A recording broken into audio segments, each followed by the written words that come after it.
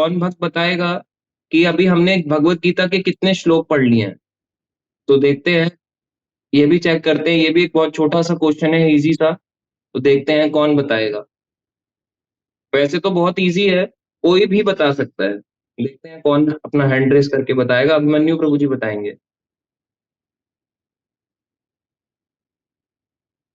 अभी हम कहाँ पे हैं? भगवत गीता अभी हमने कितनी पढ़ी है, इसको भी पता हो।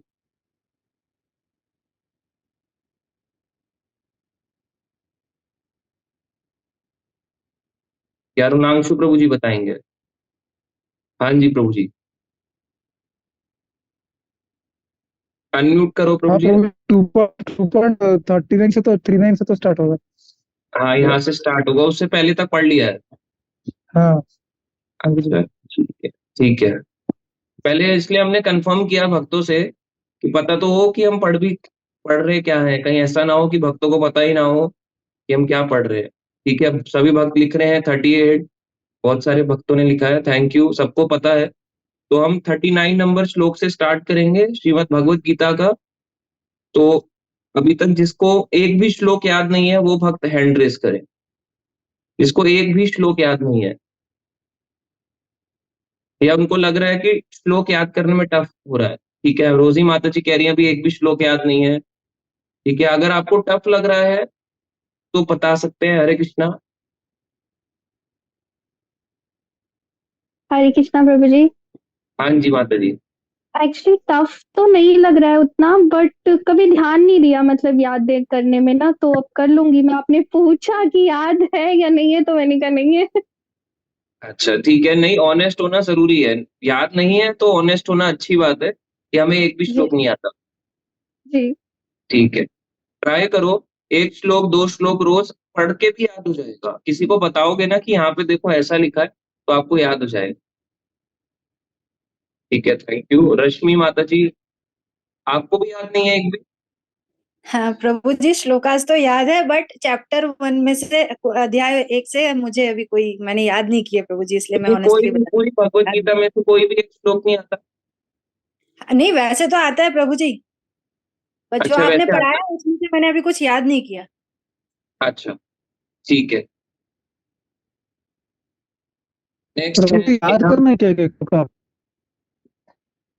नेक्स्ट है नेहा माता जी। आपको भी श्लोक याद नहीं हो रहा, या नहीं एक भी याद नहीं है? हरे कृष्णा। हाँ जी माता जी। बट आप आपकी वॉइस नहीं आ रही माता जी।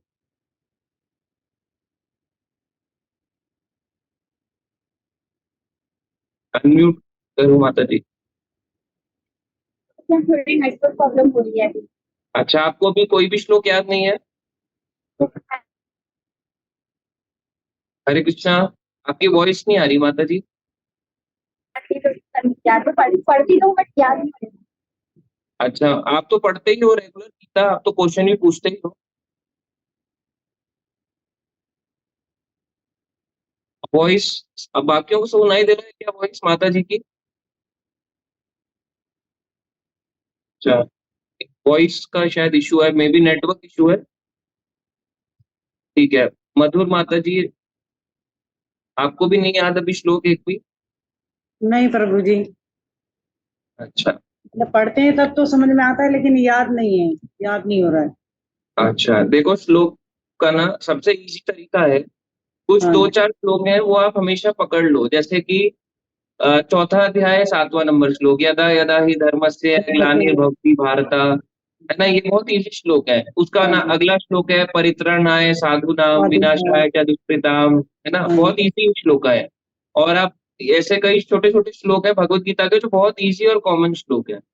तो उसको ना याद करने से क्या होता है, देखो अगर आप किसी को बताओगे ना, वो आपसे पूछे कि भगवत गीता में आपको कौन सा श्लोक याद है, तो आप कन्विंस कर पाओगे उनको अपनी बातों से। जैसे हमें भी कोई पूछे, हमें पता ही ना हो कि हमने पढ़ना क्या है या क्या पढ़ा है, तो वो हमारे को गुमराह भी तो कर सकता है। आजकल लोग बहुत चालाक भी तो हैं, वो गुमराह कर देंगे, हम झूठ बोल देंगे नहीं यही बात सच है। अभी थोड़ा पिछली क्लास भी थोड़ा अच्छे से नहीं हुई, हमारे ट्विंस पोतियां हुई है ना, अच्छा हाँ, तो वो थोड़ा बीमार थी तो उनको देखने चले गए थे, नोएडा थे। कल जब हम क्लास कर रही थी तो मैं नोएडा में थी, तो वो थोड़ा क्लियर नहीं हो पाई क्लास। तो आप तो वीडियो भेजोगे ना, ठीक है, रिकॉर्डिंग? हाँ, थैंक यू माता जी, थैंक। हरे कृष्ण प्रभु जी। तो देखो भक्त, ये अच्छी बात है। अगर आपको कोई चीज नहीं याद हो रही है तो पूछ, ये चीज कन्फेस करना, बताना अच्छी बात है कि प्रभु जी मुझे नहीं आता है, मैं क्या करूं। तो अब झूठ नहीं बोलना चाहिए, झूठ बोलने से फंस जाते हैं। कई भक्त सोचते हैं कि झूठ बोलना इलाज है, झूठ बोलना सॉल्यूशन है। झूठ बोलना सॉल्यूशन नहीं है, झूठ बोलने से आप फंस जाएंगे। आपको लगेगा कि अब तो याद करने की जरूरत नहीं है, हाँ बोल दो। और हाँ बोलने से क्या होगा, मान लो अभी मैं कौन सा आपका टेस्ट ले रहा हूँ, मगर जब आप बाहर लोगों के साथ जाओगे, उनके साथ अगर आप जाके बोलोगे, कहेंगे बस भगवत गीता का एक श्लोक सुनाओ, तब आप फंस जाओगे, तब आपको याद नहीं होगा। हो सकता है आपने पढ़ी भी हो भगवत गीता, 4 बार पढ़ी हो, 5 बार पढ़ी हो, क्योंकि वो हमारे को चेक किससे करते हैं, आपको क्या आता है। वॉइस ब्रेक हो रही है क्या? वॉइस ब्रेक हो रही है क्या? वॉइस तो क्लियर है प्रभु जी, आपका शायद नेटवर्क इश्यू आ रहा है। अच्छा, अभी ठीक है वॉइस? क्लियर है? अच्छा, ब्रेक हो रहा है, वक्त लिख रहे हैं, एक बार ये आप चेक कर लें।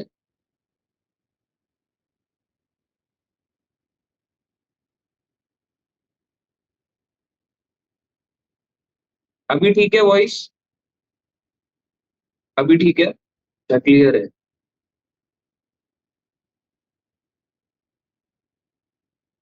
अच्छा प्रभु जी सब लिख रहे हैं, क्लियर है, क्लियर है, ठीक है। तो ऑल क्लियर, आई थिंक वही सब सही है। तो एक क्वेश्चन है, पहले हम यहाँ से स्टार्ट करते हैं भक्तों की पिछली क्लास से, ठीक है। तो यहाँ पे लिखा है, रीना माता जी ने कि टफ लग रहा है, भगवत गीता बहुत टफ है। देखो माता जी ने सच्चाई लिखी है कि अगर आपको कोई चीज नहीं याद होती तो बेटर है बता देना कि मुझे ये चीज प्रभु जी बड़ी टफ लगती है, मैं इसको कैसे याद करूं। तो जो सच की राह पे चलता है ना, वो लंबे टाइम तक आगे भी जाता है। और जो झूठ बोलता है ना कि मुझे सब याद है, मुझे सब याद है, वो फंस जाता है। तो हमें सच बोलना चाहिए, सच बोलने से आपका बहुत फायदा होगा। अगर आप बोलोगे, देखो मैं तो आपका कुछ भी नहीं लूंगा, मगर बाहर के लोग आपको छोड़ेंगे नहीं अगर आप उनके सामने इस तरह से रहोगे कि हमें कुछ नहीं आता, क्योंकि वो तो यही देखेंगे, कहेंगे अच्छा आप भक्ति कर रहे हो, ये इस मार्ग पे चल रहे हो। उनको ये नहीं मतलब कि आप में क्या भाव आया है, कितना आपने शास्त्र पढ़ा, वो बस ये देखेंगे कि आपको आता क्या है। तो कुछ कॉमन श्लोक है, जैसे चौथा अध्याय 7वां श्लोक, चौथा अध्याय 8वां श्लोक, ये आपको टीवी सीरियल में भी सुनते हुए आए होंगे, है ना। तो यदा यदा ही धर्मस्य ग्लानिर्भवति भारत, अगला परित्राणाय साधुना, इस तरह से। और ऐसे दूसरा अध्याय है, इसमें भी बहुत इजी श्लोक है। अगर आप 3 4 बार 5 बार उसी श्लोक को पढ़ोगे, नीचे शब्दार्थ दिए हुए हैं, शब्दों के अर्थ है। तो जो शब्दार्थ दिए हुए हैं ना, उन्हीं ऊपर जो श्लोक है वो बड़े में लिखा हुआ है, और नीचे जो है वो छोटे में लिखा हुआ है। एक एक दो दो श्लोक आप बोल के भी ट्राई करोगे तो आपको याद हो जाएगा। तो ये चीज जरूरी है, ऐसा ना हो कि हमने 18 अध्याय पढ़ लिए, सब कुछ हो गया, और उसके बाद हमें ऐसा लग रहा है कि हमें एक भी श्लोक नहीं आता। इसलिए मैंने पहले ही पूछा कि भक्तों को याद भी हो रहा है कुछ या नहीं। ठीक है, एक दो क्वेश्चंस हैं इसमें,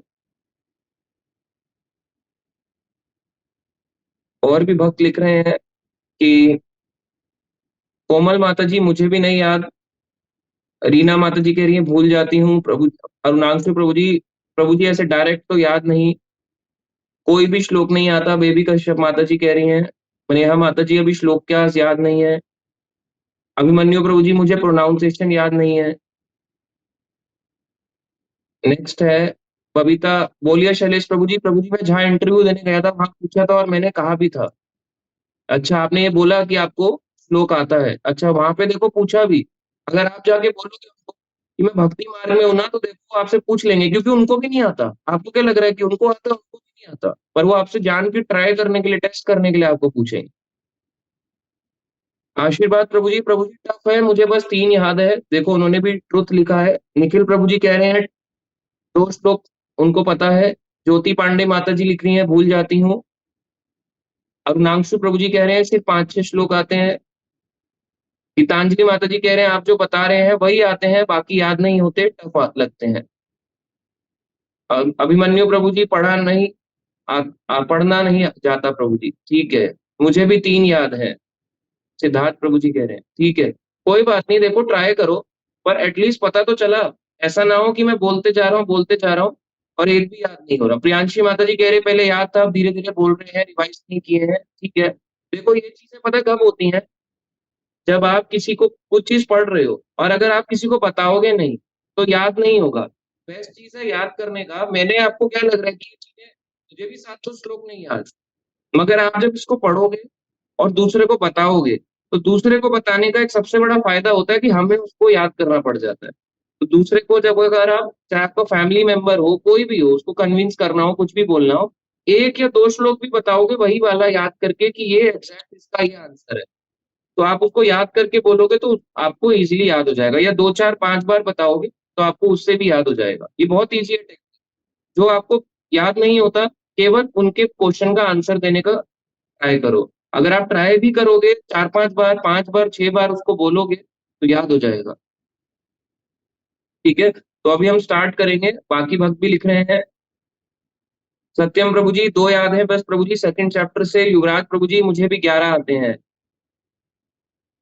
ठीक है, तो अभी हम स्क्रीन शेयर करते हैं के बाद बाकी भक्त जो ज्वाइन नहीं किए हैं फिर उनका रह जाता है, फिर वो बोलते हैं उनको अगर सर्टिफिकेट ही चाहिए तो सर्टिफिकेट से तो कुछ होने नहीं वाला है। अगर उनको लगता है भगवत गीता में कोई सर्टिफिकेट कोर्स है तभी हम आगे आएंगे क्लास में, उससे ना तो उनको कोई वैल्यू मिलने वाली है, ना ही उनकी भक्ति होने वाली है उससे।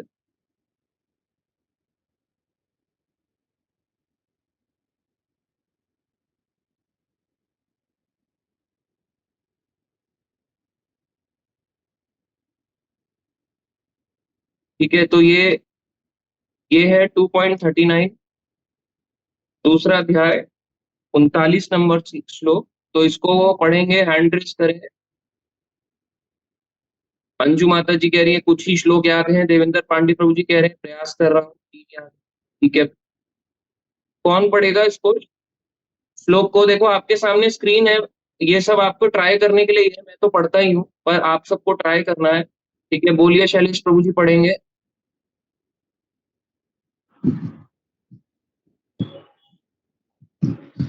प्रभु जी वॉइस अच्छी है, वॉइस हाँ आ रही वॉइस क्लियर है आपकी, बिल्कुल क्लियर है। है। ऐसा तेय भीता सांख्ये बुद्धि योगे त्विमां शृणु बुद्धया युक्तो यया पार्थ कर्म बंधम प्रहास्यसि। आगे अनुवाद पढ़ो। यहाँ मैंने वैश्लेषिक अध्ययन सांख्य द्वारा इस ज्ञान का वर्णन किया है। अब निष्काम भाव से कर्म करना बता रहा हूँ, उसे सुनो। हे पृथा पुत्र, तुम यदि ऐसे ज्ञान से कर्म करोगे तो तुम कर्मों के बंधन से अपने को मुक्त कर सकते हो। थैंक यू प्रभु जी। हाँ देखो इन्होंने अभी ट्राई किया, तो अभी सबको हम मौका देंगे 1 बाय 1 श्लोक पढ़ने का। तो यहाँ पे लिखा है, भगवान कह रहे हैं अर्जुन को, अभी तक हमने 38 श्लोक किए, अब हम यहाँ से स्टार्ट कर रहे हैं। तो भगवान कह रहे हैं यहाँ मैंने वैश्लेषिक अध्ययन यानी सांख्य योग द्वारा इस ज्ञान का वर्णन किया है। अच्छा, सांख्य योग क्या है? सांख्य योग है संख्या पूर्वक आत्मा का ज्ञान। कोई भी चीज अगर सिस्टमैटिकली सीखनी हो, संख्या पूर्वक सीखना हो कि पहले क्या आएगा, नेक्स्ट क्या है, हम कौन, शरीर क्या है, तो सिस्टमैटिकली जो ज्ञान होता है इसे सांख्य योग कहते हैं। अब सांख्य योग भी 2 तरह के, एक आता है भगवान कपिल ने जो दिया, जो भक्ति योगी है। सांख्य योग है आत्मा और शरीर का ज्ञान। आप इसी तात्पर्य में जाएंगे, इसी में लिखा हुआ है कि सांख्य योग आपको बताता है शरीर और आत्मा के भिन्नता के बारे में। शरीर अलग है, आत्मा अलग है, दोनों के बारे में डिफरेंस बताता है। ये सबसे पहले ज्ञान किसने दिया सांख्य योग का? भगवान कपिल ने। भगवान के एक अवतार है कपिल, जिन्हें कपिल भगवान भी कहते हैं, देव के पुत्र थे। और एक और कपिल आए, उनके कई सालों के बाद आए, उनका नाम है कपिल मुनि। तो ये दोनों अलग है, एक कपिल भगवान है, एक कपिल मुनि है।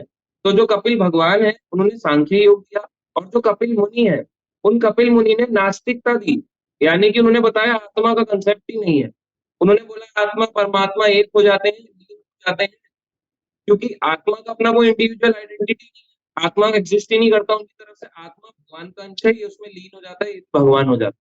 तो ये नास्तिकता का ज्ञान दिया कपिल मुनि ने, तो दो है कपिल। इस तरह से यहाँ पे तात्पर्य में बताया गया है। और यहाँ पे बताया जाता है सबसे शक्तिशाली ट्रैप क्या है माया का। आपको क्या लगता है कि माया का सबसे शक्तिशाली ट्रैप क्या होगा?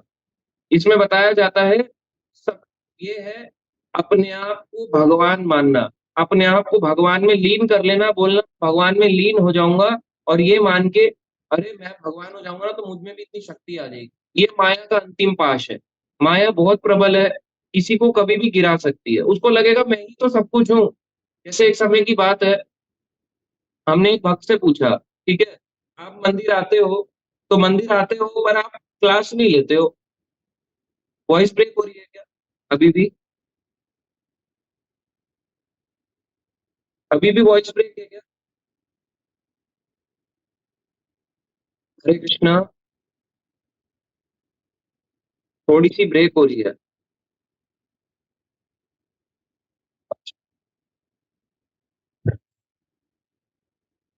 अभी ठीक है क्या? कंचन माता जी कह रही है नहीं ब्रेक नहीं हो रही है, कोई कह रहे हैं ब्रेक है। अभी ठीक है?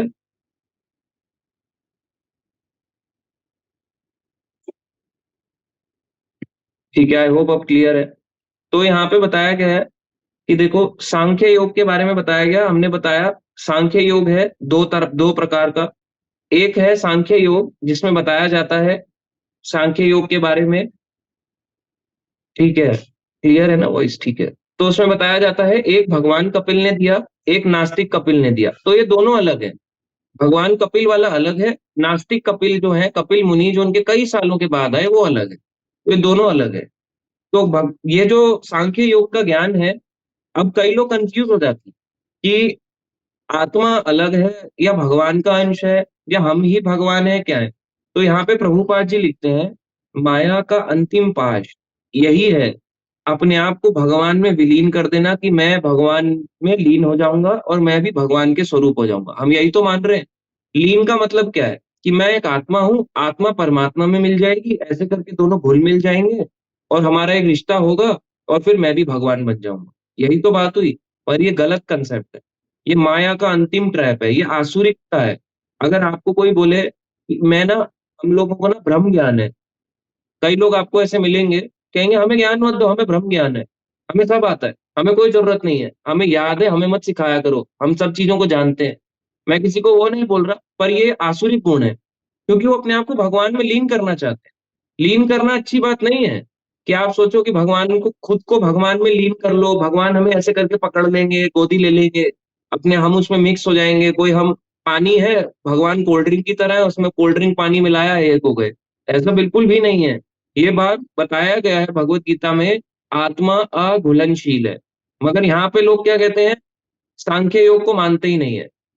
तो ऐसे वैसे आपको मिलेंगे, क्योंकि आप ऐसे लोगों के साथ बैठोगे तो आपसे यही बातें करेंगे, आप जानोगे 90% लोग यही हैं संसार में, क्योंकि उनको पता ही नहीं, ज्यादातर लोग असुर हैं। तो यहाँ पे ऐसा बताया गया है। और एक और चीज यहाँ पे बताई गई है इसी तात्पर्य में, कि भगवान कृष्ण का जो ज्ञान है, यहाँ पे जो भगवान कृष्ण ने आत्मा का ज्ञान दिया, जिसे सांख्य योग, जो भगवान कृष्ण का सांख्य योग है, और भगवान कपिल का जो सांख्य योग है जो भागवतम में दिया है, ये दोनों एक ही है। ये दोनों एक ही हैं और दोनों क्या कहलाते हैं? भक्ति योग। इसमें आत्मा अलग बताई है, परमात्मा अलग बताई है। आत्मा भगवान का अंश है, आत्मा का काम है भगवान की सेवा करना। यही चीज भगवान कृष्ण ने भी बोली है भगवत गीता में, यही चीज भगवान कपिल ने श्रीमद् भागवतम में भी बोली है, तीसरे स्कंद में यानी थर्ड कैंटो में उन्होंने भी बोला है। तो दोनों ही एक ही कंसेप्ट है, अलग नहीं है। भगवान कभी अपनी बात को क्यों काटेंगे? तो इस तरह से आता है सांख्य योग के बारे में। अब हम नेक्स्ट श्लोक पे चलेंगे, इसका तात्पर्य काफी बड़ा है, तो आप सब इसको पढ़ भी सकते हैं, इजी है। ठीक है, तो अभी हम आगे बढ़ेंगे। नेक्स्ट श्लोक 2.40।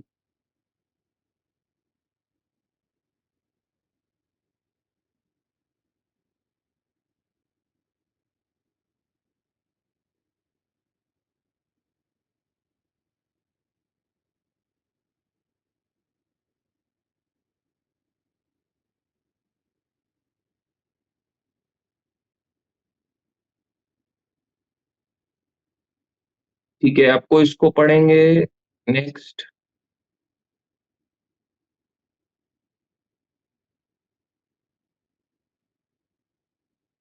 अनम्यूट करते हैं हम। नेक्स्ट अंजू माता जी, आप पढ़ो, देन फिर एनू माता जी। हाँ जी, हरे कृष्ण प्रभु जी। हाँ जी।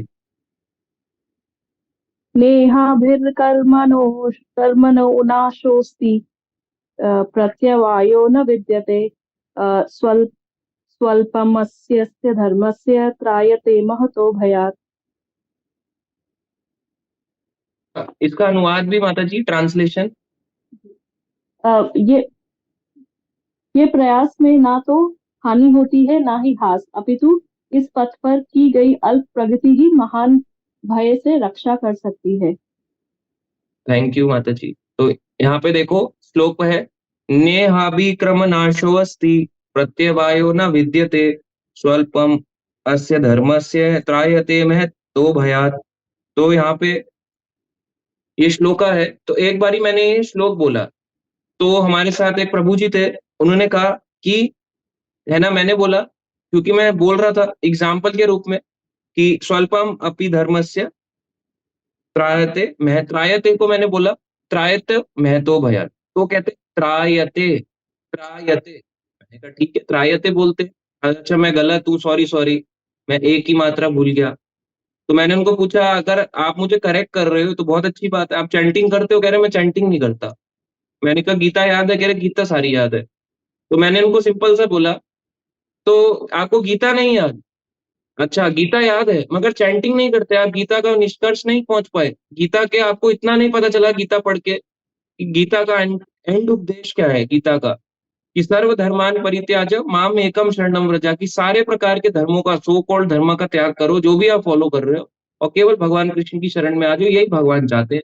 तो आप इसको फॉलो क्यों नहीं करते? कहते प्रभु जी ये सब तो बोलने की बात है, अरे ये हो जाएगा, चैंटिंग भी कर लेंगे। तो देखो, अगर बताते हैं थोड़ी सी भी इसमें प्रगति करोगे ना तो महान भय से रक्षा होगी, मगर प्रगति करनी तो पड़ेगी। अभी तो चैंटिंग में एंटर ही नहीं हुआ तो प्रगति हुई कहाँ? चैंटिंग करना भी जरूरी है, शास्त्र भी जरूरी है, मगर केवल शास्त्र आते हो और चैंटिंग ना आती हो, तो ये ऐसे व्यक्ति कौन होते हैं? ज्ञान मार्गी वाले। ये भक्ति मार्ग वाले नहीं है, क्योंकि उन्होंने भगवत गीता पढ़ी, याद भी है, मगर उन्हें किस भावना से पढ़ी? ज्ञान लेने की भावना से, भक्ति के भावना से नहीं पढ़ी। तो दोनों भावनाएं इसमें मैटर करेंगी। अब इसमें आता है, भगवान यहाँ पे कहते हैं इस प्रयास में ना तो हानि होती है, जो भक्ति का मार्ग है इसको जो फॉलो करता है इसमें कोई हानि नहीं है, ना ही ह्यास, अपितु इस पद पर की गई अल्प यानी छोटी सी भी, अगर इतनी सी भी प्रगति करोगे ना तो उससे महान भय से रक्षा होती है। अगर इतनी सी भी कर दोगे भक्ति अपनी लाइफ में, बोले मैं ना 2 दिन माला करी उसके बाद छूट गई, तीसरे दिन नहीं कर पाया मैं, सॉरी, काउंसलिंग लेने आया था, आपने बोला माला कर लो, 4 दिन कर लो, 5 दिन कर लो, उसके बाद आप नहीं हो रही, प्रभु जी अब से हमसे माला, कोई बात नहीं, थोड़ी सी भी करोगे महान भय से रक्षा होगी। इसमें ये बताया गया, यहाँ पे बताया गया है, भक्ति कभी भी, भक्ति का विनाश नहीं होता। ये भगवान आगे भगवत गीता में बोलते हैं कि हे अर्जुन, है ना, इस बात को कह दो कि मेरे भक्त का कभी विनाश नहीं होता, निडर होकर इसकी घोषणा कर दो। तो भगवान इस बात को आगे भगवत गीता में कह रहे हैं। तो भक्ति कभी विनाश नहीं होती।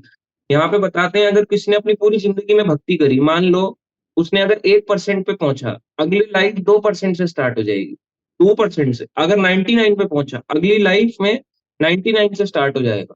अगर 90 पे पहुंचा तो 91 से, 50 पे पहुंचा तो 51 से, जितनी परसेंटेज जीवन में कर लोगे अगले जीवन में उसी परसेंटेज से स्टार्ट हो जाएगा। जैसे आज के टाइम में देखो, छोटे छोटे स्कॉन में या कहीं पे आप बच्चे देखते हो तो उनको ज्यादा कुछ नहीं पता, वो बस घूम रहे होते हैं माला लेके, हरे कृष्णा, उनको कोई ज्यादा ऐसा नहीं है कि कोई सेमिनार दिलाया गया DYPH का, उनको बोला गया हु इज गॉड, है ना, वन गॉड मैनी रिलीजन्स, मैं कौन हूँ, कर्म के बारे में बताया गया, हमारे साथ बुरे लोगों के साथ अच्छा क्यों होता है, उसको क्या पता 2 या 4 साल के बच्चे को। मगर वो सीधा चैंटिंग पकड़ लेता है। क्यों पकड़ रहा है? क्यों? वो कीर्तन सुनने आ जाता है। और ऐसा नहीं कि वो केवल कीर्तन सुनने बैठते हैं, उनको आप भगवत गीता में बिठाओ, क्लासेस में भी बैठ जाएंगे, और बल्कि पुराने भक्त किसी आजकल के समय के भक्त से ज्यादा अच्छा बैठते हैं। क्यों? पिछले जन्मों की भक्ति लेके चल रहे हैं। तो जिसने जितनी जल्दी भक्ति को पाया है, इसका मतलब उसने पिछले जन्म में भक्ति अपने बहुत अच्छे से करी है, इसलिए उसने इस जन्म में बहुत जल्दी से स्टार्ट कर दी, बचपन से ही वो स्टार्ट हो जाता है। तो माता जी कह रही है, ममता माता जी, की मैं 2 माला करती हूँ और जब से इस्कॉन से जुड़ी हूँ, कृष्ण जी की कृपा हुई है कि मैं 16 माला करती हूँ। हरि बोल, बहुत अच्छा है माता जी, ऐसा ही होना चाहिए। तो ये धीरे-धीरे ही आपको समझ आएगा। तो भक्ति में ना, अब मान लो किसी ने भक्ति करी, कोई कहता है प्रभु जी मेरी ना बड़ी भोग इच्छा है, बहुत सारी चीज़ों की, एक अच्छा घर मिल जाए, मकान मिल जाए, सब कुछ मिल जाए। तो आपकी शुद्ध भक्ति तो नहीं है। इस जन्म में जितनी भी भक्ति करोगे, अगला जीवन फिर भी भक्ति में मिल जाएगा। अब भक्ति करते रहो, माला करते रहो, क्लास करते रहो, सब कुछ करते रहो। जितनी परसेंटेज आनी होगी इस जन्म में पहुँच जाएगी, अगले जीवन में पूरा। भौतिक प्रयास कैसा होता है? जब तक 100% अपना ना दो, मान लो अगर आपको जिम जाना है, अगर आप बोलो उसमें आपको बताया गया कि आपको 5 एक्सरसाइज करनी है, 5 डेज़ आना है, रोज की 5 एक्सरसाइज करनी है, 1 घंटा जिम में बिताना है। आप बोलोगे हमारे पास समय नहीं है, आप 100% नहीं दोगे, आपका रिजल्ट आएगा क्या? नहीं आएगा। और अगर आपने मान लो थोड़ा-सा रिजल्ट आ भी गया, फिर छोड़ दोगे, मान लो एक्सरसाइज छोड़ दी, क्या होगा? फिर मोटे हो जाएँगे या फिर पतले हो जाएँगे। अगर मान लो आपने पैसा कमाया, बहुत मेहनत करी, एक डिग्री ली, ग्रेजुएशन लिया, पोस्ट ग्रेजुएशन किया, सब कुछ पार करने के बाद, इतना मेहनत करने के बाद पैसा कमाया, पैसा कमाने के बाद आपने कुछ जोड़ा। अब जब नहीं कमाओगे, मान लो जॉब चली गई, फाइनेंशियल क्राइसिस आया, कुछ आया, आपकी जॉब चली गई किसी कारण से। अब जैसे ही जाओगे, क्या वो पैसा रहने वाला है ज़्यादा समय तक? नहीं, छूट जाता है। तो हर चीज़ जो है इस संसार में टेम्परेरी है, मगर भक्ति जो है, चाहे शरीर हो, शरीर के साथ भी, शरीर के बाद भी, जीवन के साथ भी, जीवन के बाद। ये लाइफ इंश्योरेंस वाले बोलते हैं, ज़िंदगी के साथ भी, ज़िंदगी के बाद भी। मगर ज़िंदगी के बाद कहाँ गया? क्योंकि व्यक्ति तो था, वो तो नए घर में चला गया, नया शरीर मिल गया, तो वो कहाँ साथ में गया? पैसा। मगर सबसे ज़्यादा साथ में क्या जाता है? भक्ति। और हम इसको ही क्या करते हैं? सबसे मिनिमम टाइम देते हैं। टाइम निकालते हैं इसके लिए, कौन-सा टाइम स्लॉट में डालूँ इसको, इसको देखूँ। देखो, हर किसी के अपने पास अपनी ड्यूटीज़ हैं, सब कुछ है। मगर अगर हम भक्ति को इतना इतना वो समझेंगे कि ये किसी काम की नहीं है, देख लेंगे रात को माला, 12 बजे माला रात को देख रहे हैं, 11 बजे देख लेंगे, रीडिंग के लिए बोला जाए, देख लेंगे अगले हफ्ते, 1 महीने के बाद, 1 साल के बाद, तो फिर क्या फ़ायदा बताओ? फिर हम भक्ति में बता रहे हैं, इतनी सी भी कर लोगे तो बहुत महान वो है, आपकी महान भय से रक्षा होगी। इसमें एग्ज़ाम्पल दिया गया है अजामिल का। जैसे अजामिल जो थे, अब अजामिल ने देखो उनकी कोई गलती नहीं थी, वो ब्राह्मण परिवार में पैदा हुए, खूब भक्ति करी और भक्ति करने के बाद एक बार, केवल ज़्यादा नहीं कि रोज़, केवल एक बार उन्होंने देखा कि एक वेश्या थी, वो एक पुरुष का संग कर रही थी पेड़ के वहाँ पे पास में। तो ऐसे करके पेड़ से ऐसे करके देख रहे थे कि क्या हो रहा है, क्या हो रहा है? और जैसे ही देख रहे थे, उनके मन में भी उत्तेजना आ गई और उत्तेजना आने से क्या हुआ, उन्होंने अपनी वाइफ थी, करंट ब्राह्मण वाइफ थी, जो सुंदर भी थी, ऐसा नहीं सुंदर नहीं थी अपनी वाइफ, उसको त्याग ही दिया, डाइवोर्स्ड। उसको बोला, जबकि हमारे शास्त्रों में कोई डाइवोर्स नाम की चीज़ नहीं है, पर उन्होंने त्यागा। बोले हम त्यागते हैं आपको। त्यागने के बाद उन्हें नई शादी करी, अजामिल ने। जब नई शादी करी, तो नई शादी करके वेश्या से, देखो शादी भी किससे करी? वेश्या से। क्यों? बस अट्रैक्शन के कारण अपनी अच्छी खासी सुंदर बीवी को त्याग के नए उस पे आए। और कितने बच्चे हुए लाइफ में? 10 बच्चे। सोचो लाइफ में 10 बच्चे, आप कर सकते हो 10 बच्चे? एक को भी नहीं झेल सकते हम लोग।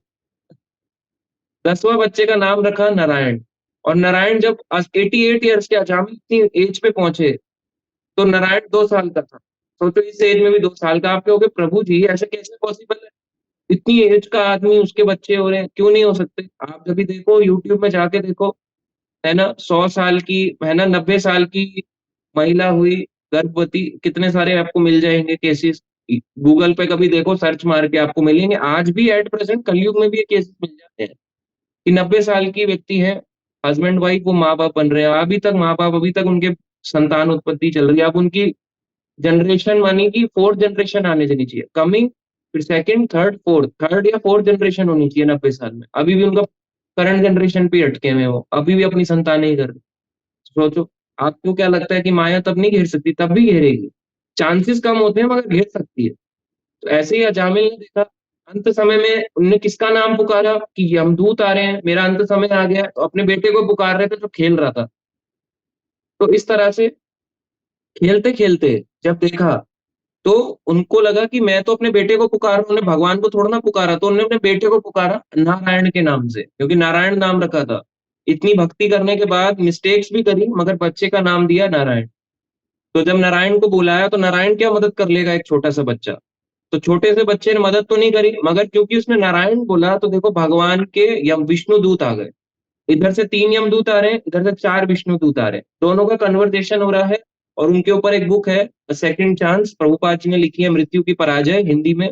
भागवतम में भी है 6th कैंटो में, तो उसके ऊपर पूरी स्टोरी है। जब आप पढ़ोगे इस तरह से अजामिल ने अंत समय में नारायण लिया, तो भगवान ने इतनी सी क्योंकि भक्ति करी थी इतने टाइम की, और लास्ट टाइम में नारायण नाम लिया, तो इस तरह से कन्वर्सेशन चलती है विष्णुदूत यमदूत की। तो विष्णुदूत कहते हैं कि तुम्हें नहीं पता कि यमराज जी के बारे में, उनको पाठ पढ़ाते हैं कि तुम्हें नहीं पता, यमराज के पास जाओ, उनको जाके पूछो कि यमराज ने बोला है एक भी बार किसी ने भगवान का नाम लिया है उसे मेरे लोक में मत लेके आना। एक भी बार किसी ने अगर सही रूप से मेरा नाम लिया है उसको यहाँ पे एंट्री नहीं देनी है, वो हमारा क्लाइंट नहीं है। तो सोचो हम लोग जो हरे कृष्णा कितना कर रहे हैं, इसको बताया जाता है कि जाने में लो या अनजाने में लो। दवाई होती है ना, जैसे बीमार हो गए, अगर दवाई का आपको असर नहीं पता कि क्या असर हो रहा है इसका हमारे जीवन में, कुछ हो भी रहा है या नहीं हो रहा, तब भी दवाई अपना असर कर देती है।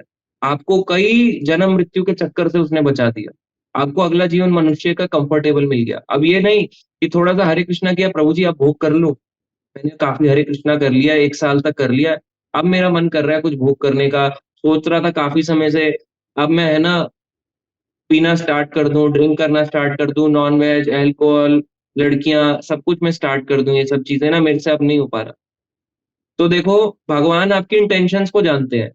अगर आप जान के कोई नियम को तोड़ोगे तो भगवान भी ऐसे नहीं है, भगवान भी जानते हैं अच्छा जान के कर रहा है, अपराधी है। अपराधी को क्या मिलेगा? जैसे पुलिस वाला होता है, चोर होता है, उसको नहीं पता इस चोरी की सजा उसको पता है, जैसे चोर है उसका काम ही है चोरी, उसका प्रोफेशन ही है, तो चोर को अलग सजा मिलती है। अगर पुलिस वाला चोरी करे तो उसको क्या सजा मिलेगी? उसको अलग सजा मिलेगी। पुलिस वाला अगर चोरी करे तो उसको डबल सजा मिलेगी। पुलिस वाले को क्यों बोलेंगे तुम्हें तो लॉस पता थे, तुमने क्यों तोड़ा? अब ऐसे ही भक्त अगर जबरदस्ती जानबूझकर लॉस को तोड़ता है, उसको अपराध लगता है और उसको नीचे की योनियों में डाल जाता है। तो इस प्रकार से यहाँ पे बताया जाता है कि अजामिल जो थे, अजामिल ने केवल नारायण नाम से जब उनको पुकारा तो उनको सेकंड चांस मिला। विष्णुदूत ने कहा हम तुम्हें सेकंड चांस देते हैं, अब तुम अपनी इसी इसी एज ग्रुप से अपनी भक्ति कंटिन्यू करो। उन्होंने अपना घर को त्यागा, परिवार को त्यागा, हरिद्वार आ गए। हरिद्वार आज के समय में बताते हैं वो एरिया एग्जैक्टली हर की पौड़ी से करीब 60-70 किलोमीटर दूर बिजनौर में जा चुकी है, 70-80 किलोमीटर। तो वो भी एरिया उस समय हरिद्वार कहलाता था, वहां तक हरि का द्वार था। तो वहां पे अजामिल ने भजन किया, और तब वहां पे जब उनके जीवन का अंत समय आया, तब फिर विष्णुदूत नहीं आए, यमदूत नहीं आए, तब विष्णुदूत आए उनको विमान लेने के लिए। उनका विमान आया, उसमें बैठे और फिर विष्णुदूत उनको लेके गए। तो सोचो इतनी सी भक्ति भी काम आती है। तो हम कैसे बोल सकते हैं कि प्रभु जी हमारी भक्ति काम नहीं आएगी? आपकी आएगी, पर हाँ देखो अगर जानबूझकर कोई नियम तोड़ोगे, आपको पता है, तो उसकी सजा अलग होगी। तो इसलिए हमें ध्यान रखना चाहिए। और एक चीज इसमें और है, अगर मान लो इस जन्म में आपने भक्ति, जैसे हो है कई लोग होते हैं जिनको करनी ही नहीं है, उन्होंने ठान ली कि प्रभु जी नहीं करूंगा माला, बस मंदिर आऊंगा दर्शन करूंगा, तो क्या अगला जीवन मनुष्य का मिलेगा? कई लोग बोलते हैं माला नहीं करूंगा, सब कुछ करूंगा, माला नहीं करूंगा, मनुष्य का जीवन मिलेगा? नहीं। कैसे मिलेगा? क्योंकि मनुष्य जीवन इतना आसान नहीं है।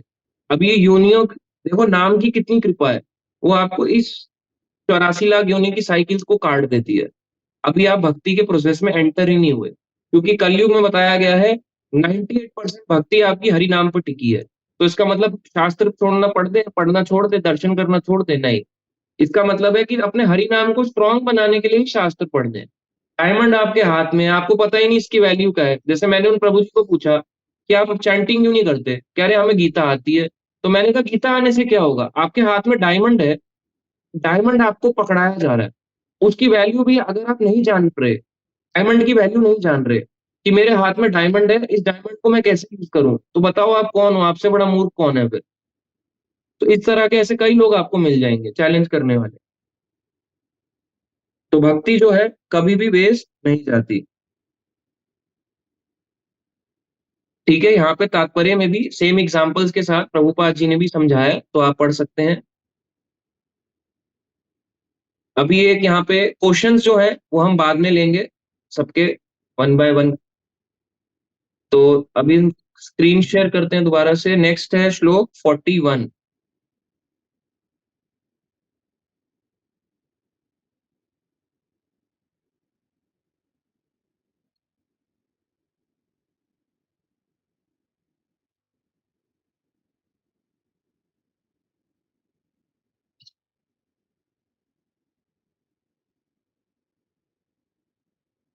ठीक है, ये पढ़ेंगे। अनु माता जी आप पढ़ो।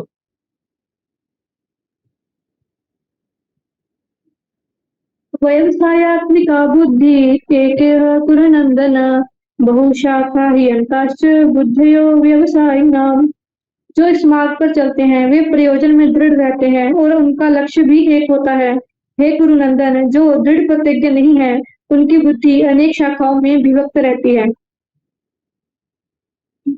थैंक यू माता जी, थैंक यू। तो देखो कितना अच्छा श्लोक है। यहाँ पे आप देखो डेडिकेटेड और नॉन डेडिकेटेड डिवोटीज, दो तरह के एग्जाम्पल है यहाँ पे। यहाँ पे बताया गया है इसके अर्थ में ही, जो इस मार्ग पे चलते हैं। कौन सा मार्ग?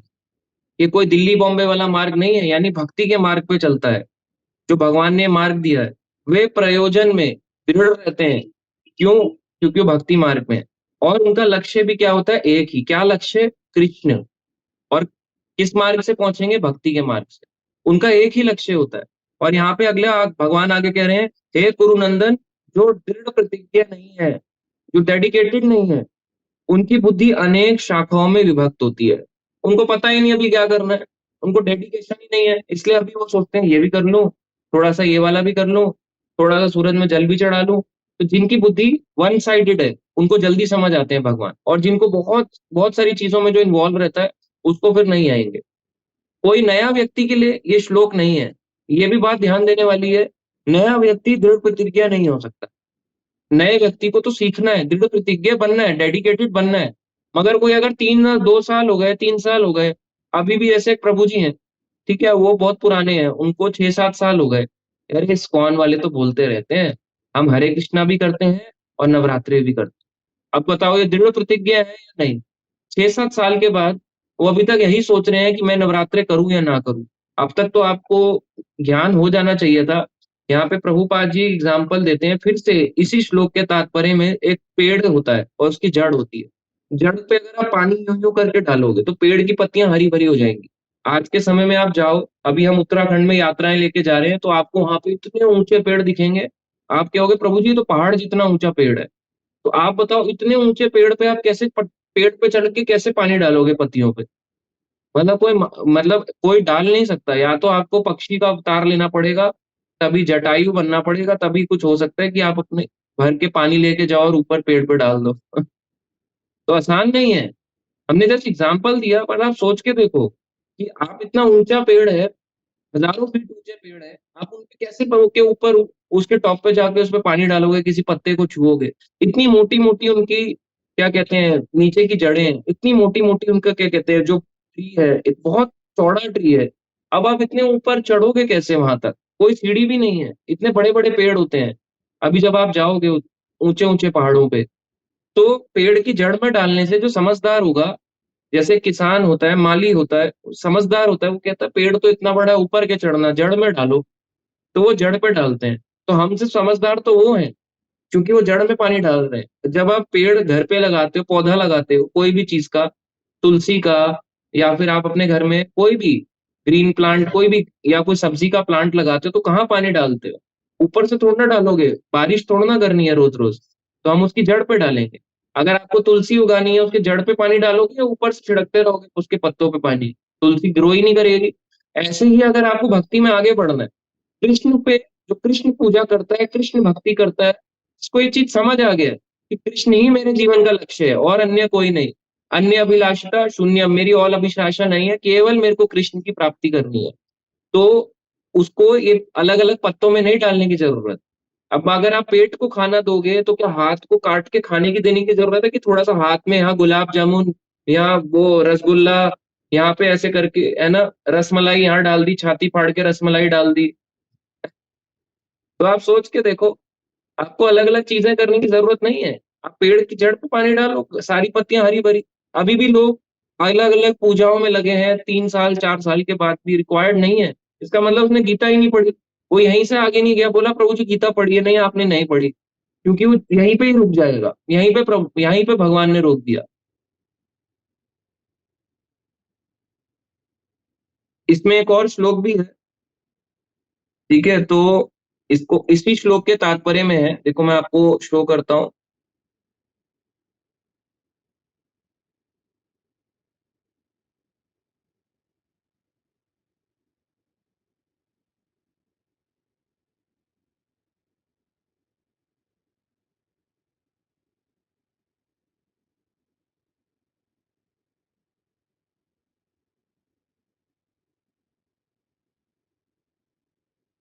देखो यहाँ पे श्लोक है, कई लोग कहते हैं कि प्रभु जी दृढ़ मतलब कैसे हुए। देखो यहाँ पे भगवान, यहाँ पे प्रभुपाद जी लिखते हैं, आप सबको दिख रहा है स्क्रीन, तो यहाँ पे प्रभुपाद जी लिख रहे हैं, कृष्ण भावना भावित व्यक्ति का दृढ़ निश्चय ज्ञान पर आधारित है। वासुदेव सर्वमिति सा महात्मा सुदुर्लभा। कृष्ण भावना भावित व्यक्ति अत्यंत दुर्लभ जीव है, जो भली भांति जानता है कि वासुदेव या कृष्ण समस्त प्रकट कारणों के मूल कारण। वो जानता है इस बात को। जिस प्रकार वृक्ष की जड़ सींचने पर स्वतः ही पत्तियां तथा टहनियों में जल पहुंच जाता है केवल जड़ में पानी डालने से, उसी तरह कृष्ण भावना भावित होने पर यानी कृष्ण भक्ति करने पर मनुष्य प्रत्येक प्राणी को अर्थात अपने परिवार, समाज की, मानवता की सर्वोच्च सेवा कर सकता है केवल भक्ति करने से। आपको और कार्य करने की स्पेशल जरूरत नहीं है, उनकी सेवा ऑटोमेटिकली हो जाती है। यदि मनुष्य के कर्मों से कृष्ण प्रसन्न हो जाए तो प्रत्येक व्यक्ति संतुष्ट होगा, ये बात सत्य है। और आगे देखो, किंतु कृष्ण भावनामृत में सेवा गुरु के समर्थ निर्देशन में ही ठीक से हो पाती है, क्योंकि गुरु कृष्ण का प्रामाणिक प्रतिनिधि है, जो शिष्य के स्वभाव से परिचित होता है और उसे कृष्ण भावनामृत की दिशा में कार्य करने के लिए मार्ग दिखाता है। उसको मार्ग दिखाता है कि कैसे आगे बढ़ना। तो आज हम जिस मार्ग पे चल रहे हैं ना, ये मार्ग हमें दिखा रखा है प्रभुपाद जी ने, आपको केवल इस पे चलना है। मतलब हम तो केवल, आप ये लगा सकते हो, टिकट काटने वाले होते हैं ना, टिकट वाला होता है टीटी, टीटी आगे पूछता है ना, वो बोलता है अच्छा आपकी ये वाली सीट है, ये वाली सीट है, बैठ जाओ बैठ जाओ। प्रभुपाद जी इस ट्रेन को लेके जा रहे हैं आगे, अब आप सीट में भी नहीं बैठना चाहोगे तो बताओ किसकी गलती है। अतः कृष्ण भावनामृत में दक्ष होने के लिए मनुष्य को दृढ़ता से कर्म करना होगा, अपने कर्म भी करने होंगे और कृष्ण के प्रतिनिधि की आज्ञा का पालन करना होगा, दोनों चीजें करनी होंगी।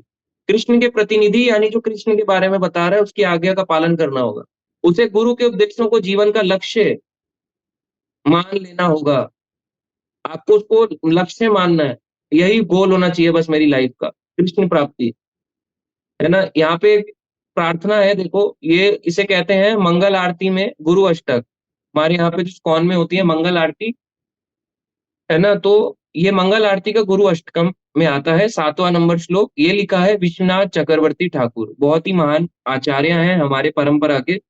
तो इसमें देखो उन्होंने क्या लिखा है, यस्य प्रसादाद भगवत प्रसादो यस्य प्रसादानागति कुतो ध्यायन्तु वांस्तस्य यशस्त्री सांध्यम वंदे गुरु श्री चरणारविंदम।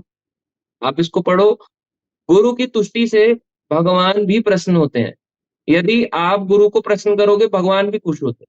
गुरु को प्रसन्न किए बिना कृष्ण भावनामृत के स्तर तक पहुंच पाने की कोई संभावना नहीं रहती।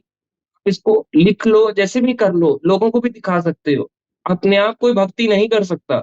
यहाँ पे लिख रहे हैं क्लियरली प्रभुपाद जी, आप संभावना ही नहीं है कि आप भक्ति में आगे बढ़ोगे। अतः मुझे उनका चिंतन करना चाहिए और दिन में 3 बार उनकी कृपा की याचना करनी चाहिए। तो किसकी करनी है? प्रभुपाद जी की। हम प्रणाम मंत्र प्रभुपाद जी का बोलते हैं नहीं बोलते? सुबह भी बोलते हैं, आरती के समय भोग लगाते हुए भी बोलते हैं, सुबह शाम, शाम को आरती में भी बोलते हैं, सुबह शाम की आरती हो गई 2 या 3 बार, जितनी बार भोग लगाते हैं तब भी बोलते हैं प्रभुपाद जी का प्रणाम मंत्र, और जब ऐसे प्रणाम करते हैं जब भी दिन में तब भी बोलते हैं। तो इस प्रणाम मंत्र बोलना चाहिए। तो इस तरह से, और गुरु को सादर नमस्कार करना चाहिए। तो नमस्कार करना चाहिए गुरु परंपरा से। ये जो आप मंगल आरती करते हो, ये जो भी है ये परंपरा के लिए होती है। जो हमारी गुरु परंपरा, जिनको आप ऑल्टर में फोटो देखते हैं, तो उनके लिए करी जाती है आरती। तो उनको हम प्रणाम करते हैं। तो अगर हम प्रभुपाद जी को प्रणाम कर रहे हैं सुबह शाम रात 3 बार कर रहे हैं या भोग 3 बार लगा रहे हैं, तो हम प्रभुपाद जी को याद ही कर रहे हैं। ये डिफरेंट नहीं है। प्रभुपाद जी को प्रसन्न करने का मतलब क्या है? प्रभुपाद जी कहते हैं वो सबसे ज्यादा खुश तब होंगे जब उनके शिष्य ये किताबें पढ़ेंगे जो उन्होंने लिखी हैं। वो इससे प्रसन्न नहीं होंगे कि आप यहाँ की बातें वहां कर रहे हो, कौन क्या कर रहा है, किसने क्या पहना है, क्या खाया, सोया या नहीं सोया। प्रभुपाद जी खुश होंगे जब आप उनकी बुक्स को पढ़ोगे।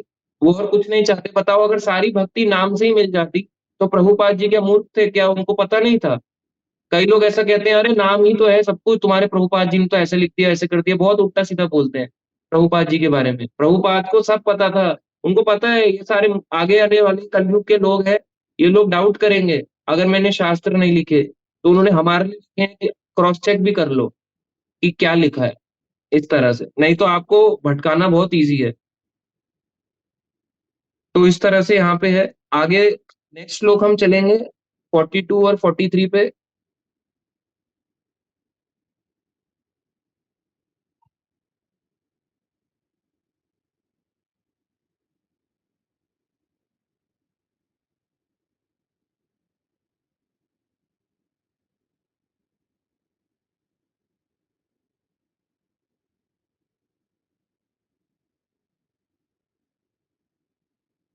ठीक है, ये श्लोक कौन पढ़ेगा?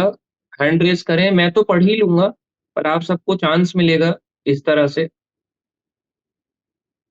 देखो नीचे श्लोक को तोड़ तोड़ के भी लिखा गया है, तो आप इजीली पढ़ सकते हो। शब्दार्थ में है ना, तोड़ तोड़ के भी लिखा हुआ है, आप इजीली पढ़ सकते हो। मैं देखो इसको एक बार प्रोनाउंस कर देता हूँ, फिर पढ़ेंगे प्रभु जी। याम इमाम पुष्पितांबाचम प्रवदन्ति अविपश्चिता वेदवाद रथा पार्थ न अन्यत अस्ति इति वादिनः। ठीक है, तो इस तरह से आप इसको पढ़ सकते हो। श्लोक इजी है। तो अभी अनम्यूट करते हैं, 2 श्लोक हैं ये। तो अभी हम अनम्यूट करेंगे।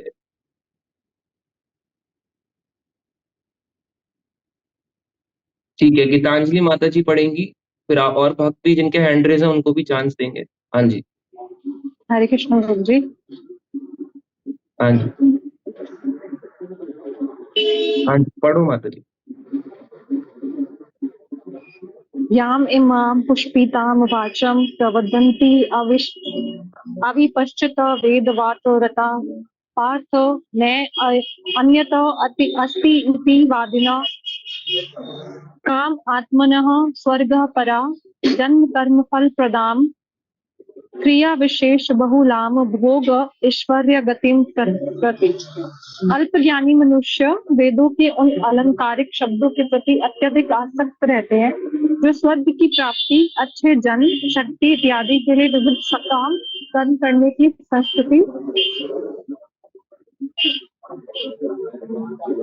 संस्तुति करते हैं, इंद्रिय तृप्ति तथा ऐश्वर्यमय जीवन की अभिलाषा करते हैं। अभिलाषा के कारण वे कहते हैं कि इससे बढ़कर और कुछ नहीं है। थैंक यू माता जी। तो देखो कितना अच्छा श्लोक है। यहाँ पे कह रहे हैं, इसका अनुवाद पढ़ो भगवान ने क्या बोला है। यहाँ पे बोला है अल्प ज्ञानी, जिनका ज्ञान कम है, जिनका ज्ञान ज्यादा नहीं है, बड़ा चढ़ा नहीं, जिनका ज्ञान कम है। अल्प यानी कम, कम ज्ञान वाले। वेदों के उन अलंकारिक शब्दों के प्रति अत्यधिक आसक्त। अलंकारिक यानी कि आप इसको इंग्लिश में प्रोनाउंस कर सकते हैं, अलंकारमय भाषा होता है ना, जो ज्यादा दिखाई जाती है। इतना होता नहीं पर ज्यादा उसको दिखाया जाता है। जैसे कई बारी मार्केटिंग टेक्निक को जिसको आप कह सकते हो, इस तरह से फ्लावरी लैंग्वेज, हाँ राइट वर्ड है फ्लावरी। तो वेदों में कई बारी ऐसी फ्लावरी लैंग्वेज लिखी होती है। वेदों के उन अलंकारिक शब्दों के प्रति अत्यधिक आसक्त रहते हैं लोग, इतना अटैच रहते हैं। इसमें क्या लिखा हो, कहेंगे पता है तुमने वेद पढ़े हैं? वो बोलेंगे, आपसे बोलेंगे नहीं, आप बोलोगे, आप पूछो उनसे वेद पढ़े? वो कहेंगे हाँ हमने पढ़े। पता है वेदों में क्या लिखा है? स्वर्ग की प्राप्ति। यही भगवान भी यहाँ पे लिख रहे हैं, स्वर्ग की प्राप्ति, अच्छा जन्म, शक्ति मिल जाएगी। दुर्गा जी की प्राप्ति वो करो, शक्ति मिल जाएगी, बल देंगे, है ना, आपको अच्छा जन्म मिलेगा। और विविध सकाम कर्म करने की संस्तुति करते हैं, अच्छे अच्छे कर्म करो, बस यही वेदों में लिखा है, यह और कुछ नहीं लिखा। तो वेदों के वो और चीजों में घुसते ही नहीं, वो कहते हैं वेदों में जो फ्लावरी लैंग्वेज है हम उसको पकड़ेंगे, बाकी चीजें हमसे नहीं होती। तो जो भी फ्लावरी लैंग्वेज वाले वो होंगे, श्लोका होंगे वेदों के, उनको पकड़ लेंगे। और आगे यहाँ पे बताते हैं, इंद्रिय तृप्ति तथा ऐश्वर्यमय जीवन की अभिलाषा के कारण वे कहते हैं इससे बढ़कर और कुछ नहीं है। क्यों करना चाहते हैं? इंद्रिय तृप्ति और ऐश्वर्य, अच्छा भोग विलास का जीवन जिएंगे इस जीवन के कारण, इसलिए वो कहते हैं इससे बढ़कर और कुछ नहीं है। तो वेदों में ऐसे मैनिपुलेट करा जाता है लोगों को। वो कहेंगे अरे तुम कहाँ पढ़ रहे हो, कहाँ पढ़ गए, वेदों में कहाँ लिखा है भगवान की भक्ति करो? हर जगह वेद में लिखा है दुर्गा पूजा करो, गणेश पूजा करो। जब आप उपासना करते हो पंच उपासना, उसमें गणेश की पूजा लिखी होती, कहाँ लिखा है? तुम कहाँ पढ़ फंस गए इस कौन में? दिमाग नहीं है क्या? कोई गुरु वुरु कुछ नहीं होता, गणेश जी की उपासना करो, वो सीधा भगवान के धाम। ये फ्लावरी लैंग्वेज है। आपको नहीं मिलेगा भगवान का धाम यदि आप किसी की गाइडेंस या किसी के अंडर परंपरा में नहीं चल रहे हो। जरूरी है, सबने किसी से सीखा, सिंपल है। हर कोई किसी से सीखता आ रहा है, उसको बस ट्रांसफर कर रहा है। जैसे एक माँ ने किसी अपनी जनरेशन से सीखा, माँ ने अपने बच्चों को सिखाया, बच्चों ने अपने बच्चों को सिखाया। तो जनरेशन का होता है ना कि जनरेशन जनरेशन जनरेशन चलता है। ऐसे ही परंपरा चल रही है, बस उसको आगे आगे आगे जो ज्ञान दिया जा रहा है, ये परंपरा बढ़ती जा रही है। इस तरह से ही तो है। तो वेदों में ऐसी चीजें लिखी हुई हैं जिसमें स्वर्ग की प्राप्ति लिखी हो, बोलोगे ऐसा करने पे स्वर्ग की प्राप्ति मिल जाएगी, है ना? सोम रस का पान कर लो, ये सारी चीजें मिलेंगी, सुंदर सुंदर आपको अप्सराएं मिलेंगी, ऐसी ऐसी चीजें वेदों में दी गई है। मगर वेदों का मेन इंस्ट्रक्शन क्या है?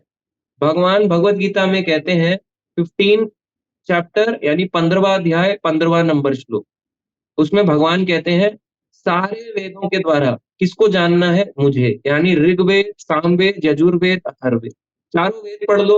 उसमें जितना भी कर्म कांड है, ज्ञान कांड है, उपासना कांड है, अंतिम उसका लक्ष्य कृष्ण ही होने चाहिए, भैया भगवान ने बोला है। मगर हमारा लक्ष्य क्या है? स्वर्ग की प्राप्ति, भोग का जीवन, अच्छा अच्छा कुछ मिल जाएगा। और इसमें तो ऐसे लिखा है, आपको पता है इसमें आप ऐसा करोगे तो आपको यहाँ की सुंदरी तो छोड़ो, स्वर्ग की सुंदरियां मिलेंगी आपको। यहाँ तो एक्ट्रेस होती हैं, कुछ साल के बाद अपना बोटॉक्स के इंजेक्शन लगाती हैं, गोरी हो जाती हैं, एकदम सुंदर स्किन हो जाती है। 10 साल के बाद जो मिस यूनिवर्स बनी होती है, वो 10 साल के बाद उसको कोई पूछता भी नहीं। आजकल तो 2 साल के बाद भी नहीं पूछ रहा, अरे कहाँ यहाँ फंस गए, स्वर्ग चलो, लंबी लंबी उम्र होती है वहां पे, अच्छा जन्म मिलेगा, भोग ऐश्वर्य मिलेगा। तो वेदों की फ्लावरी लैंग्वेज से वो अट्रैक्ट हो जाते हैं। मगर वेदों का अंतिम लक्ष्य क्या है? भगवान श्री कृष्ण। जैसे अभी हम वेदों का एक पार्ट है जिसे उपनिषद कहते हैं, उपनिषद में है ईशोपनिषद, हम उस पर पढ़ रहे हैं। तो आप उसमें खुद पढ़ना, ईशोपनिषद आपको क्या बताएगा। उसमें कहीं नहीं लिखा है ईशोपनिषद में स्वर्ग प्राप्ति, ईशोपनिषद में डायरेक्ट है भगवत प्राप्ति, कृष्ण के बारे में ज्ञान। तो आप खुद आपको पता चलेगा कि जो हमें बताया जा रहा है वो तो केवल एक थोड़ा सा पार्ट है। वो इसलिए बताया जा रहा है, देखो अब कोई व्यक्ति बिल्कुल नास्तिक है, उसको बोलो भक्ति कर लो, हरे कृष्णा कर लो, मंदिर आ जाओ, ये कर लो, भोग लगा लो, गीता ले लो, भागवत पढ़ लो, है ना, महाप्रभु के कीर्तन में नृत्य करो, ये सब करो, क्या है, कहाँ फंस जा रहे हो, ये सब मुझसे नहीं होता, ये मेरे बस का नहीं है। तो क्या बोलेगा? कुछ अच्छा अच्छा बताओ, कुछ अच्छा अच्छा बताओ। तो अच्छा बताने के लिए उसको क्या करना होगा? अच्छा बताने के लिए उसको बोलना होगा, अच्छा तुम्हें पता है वेदों में ना ये लिखा हुआ है सुंदर अप्सराएं मिलेंगी, भोग मिलेगा तुम्हें करने। अभी तुम्हारी यहाँ पे एक गर्लफ्रेंड है, स्वर्ग में जाओगे कई गर्लफ्रेंड होंगी, तुम्हारे आगे डांस करेंगी। यहाँ पे तो तुम केवल अल्कोहल पीते हो, 4 बोतल वोड का काम मेरा रोज का। वहां पे जाओगे, वहां पे तुम्हें बोतल ही बोतल, और हाथ भी नहीं उठाना पड़ेगा, अपने आप आएंगी और आपके मुंह में ऐसे करके सोमरस पिलाएंगी आपको, ऐसे करके लीजिए जनाब पीजिए, ऐसे करके सोमरस पिलाएंगी। कहाँ फंसे हो तुम? इनमें आओ। तो अब इन लोगों को फ्लावरी लैंग्वेज दी लुभाने के लिए, क्योंकि भक्ति कर नहीं सकते थे, इन लोगों को फ्लावरी लैंग्वेज देके धीरे धीरे, क्योंकि अब इस बहाने उसने वेद तो पढ़े, भाई ये लिखा भी है नहीं लिखा, तो वेद तो पढ़ेगा इस बहाने, तो वेद पढ़ेगा, अरे वाह कर्मकांड सेक्शन तो बहुत अच्छा है, बहुत अच्छा है, अच्छा ऐसे करने पे ऐसा होगा, आपसे मैं ये फॉलो करूंगा। जब वो ये फॉलो करने लगेगा, इस बहाने वो रीडिंग पे आ गया, इस बहाने में वो नियम पे आ गया, कुछ ना कुछ उसके लिए भी फॉलो करना पड़ेगा, तो छोटा मोटा सही पर फॉलो तो करना पड़ेगा। तो इसलिए धीरे धीरे करके step advancement step by step होगा, इसलिए ये सारी चीजें दी गई। जैसे बाकी धर्म होते हैं, अब आप कहोगे बाकी धर्मों में लिखा है, हमारा धर्म तो बड़ा टफ है। बाकी धर्म में तो ऐसा कुछ लिखा नहीं, सिंपल होता है ना। उसमें आते हैं क्रिश्चियन धर्म होता है, उसमें सिंपल सी शादी होती है, ऐसे करके फादर ऐसे करके खड़े होते हैं, बाइबल खुली हुई होती है, और उसके बाद बोलते हैं यू मे नाउ किस द ब्राइड। तो हमारे में तो ऐसा कुछ होता नहीं प्रभु जी, आप कहाँ फंसा दिया। हमारी शादियां होती हैं, हमारी शादियों में तो कोई प्रभु जी ये सब तो होता नहीं। हमारी शादियों में तो बस क्या कहते हैं, मंत्र पढ़े जाओ, बेचारा दूल्हा भी थक गया, उसकी पीठ ऐसे करके उसका मेरुदंड सीधा नहीं हो रहा, बैकबोन का इशू है वैसे ही, है ना, लोअर बैक का इशू आ जाता है। जो लड़की बैठी होती है बेचारी दुल्हन बन के, वो सोचती है कहाँ फंस गए, कितना मेरे को बोल भी रहे थे सस्ता लहंगा सिला ले, कहाँ हैवी लहंगे में आ गई। बोल भी रहे थे नोटों की माला मत डालना, कहाँ हम नोटों की माला डाल दी। फंस जाता है ना आदमी यहाँ पे। तो उसको क्या अच्छा लगेगा, क्रिश्चियन धर्म से शादी कर लेता हूँ। क्रिश्चियन धर्म में ज्यादा कुछ नहीं है, क्योंकि वहां तो क्या है, मौज ही मौज है। क्रिश्चियन धर्म देखो कितना अच्छा है, सूट पहन के जाओ, यूं ऐसे करके यहाँ तक ऐसे करके बटन बंद करो, टाई लगाओ, उसका थ्री पीस पहनो, थ्री पीस सूट पहनो और फिर निकल जाओ। इजी लगता है लोगों को। अब तो लोगों को और भी इजी विवाह करने लगे हैं, आपने देखा होगा अब निक्कर में भी लोग निक्कर में भी कर लेते हैं। अरे आप देखते नहीं क्या, कुछ भी आपके पास आता नहीं क्या, लोग तो मेरे पास फॉरवर्ड करते रहते हैं कि आपका इस पे क्या विचार है। मैंने कहा विचार क्या है, ये कौन आदमी है, वो देखा वो निक्कर में भी शादियां हो रही हैं। तो और कई लोग बोलते हैं, उससे भी बदतर भी है, निक्कर से भी कई लोग बोलते हैं प्रभु जी आजकल तो ये ट्रेंड भी चला गया, अब स्विमिंग पूल का ट्रेंड है आजकल। तो स्विमिंग पूल तो और भी अच्छा है, ज्यादा कुछ पहनना नहीं, एक लड़के को एक, लड़कियां को तो दो, वह भी नहीं होता ना के बराबर। तो ये तो और भी अच्छा है, और जो परिवार वाले हैं उनका भी कोई खर्चा नहीं, वही जो रोज पहनते हैं वही पहन के आ जाओ, कुछ भी नहीं करना। अब चारों तरफ पानी पानी है, कुछ है भी नहीं, पैसा बच जाता है पूरा का पूरा। ना माला डालनी, माला डाल के करोगे भीग जाएगी माला।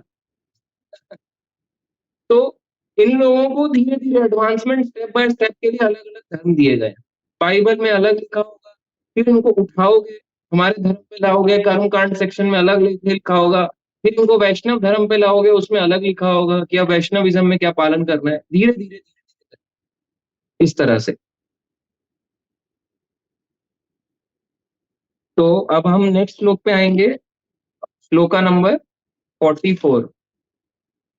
इसमें पढ़ेंगे नेक्स्ट, हैंड्रेस था अभी माता जी का, ठीक है, निशु माता जी, ठीक है।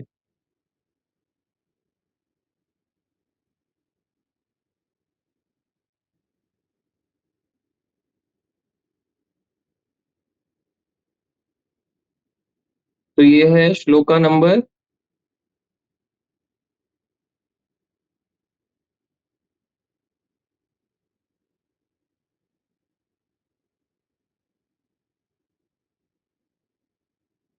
44 पढ़ेंगे। पहले प्रियांशी माता जी, उनका हैंड रेस था, फिर निशु माता जी। हाँ जी,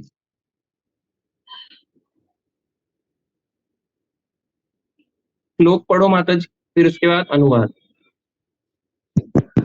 भोगेश्वर प्रसक्तानां तया पर्याप्तेषु चेतसां व्यवसायात्मिका बुद्धि समाधौ न विधीयते।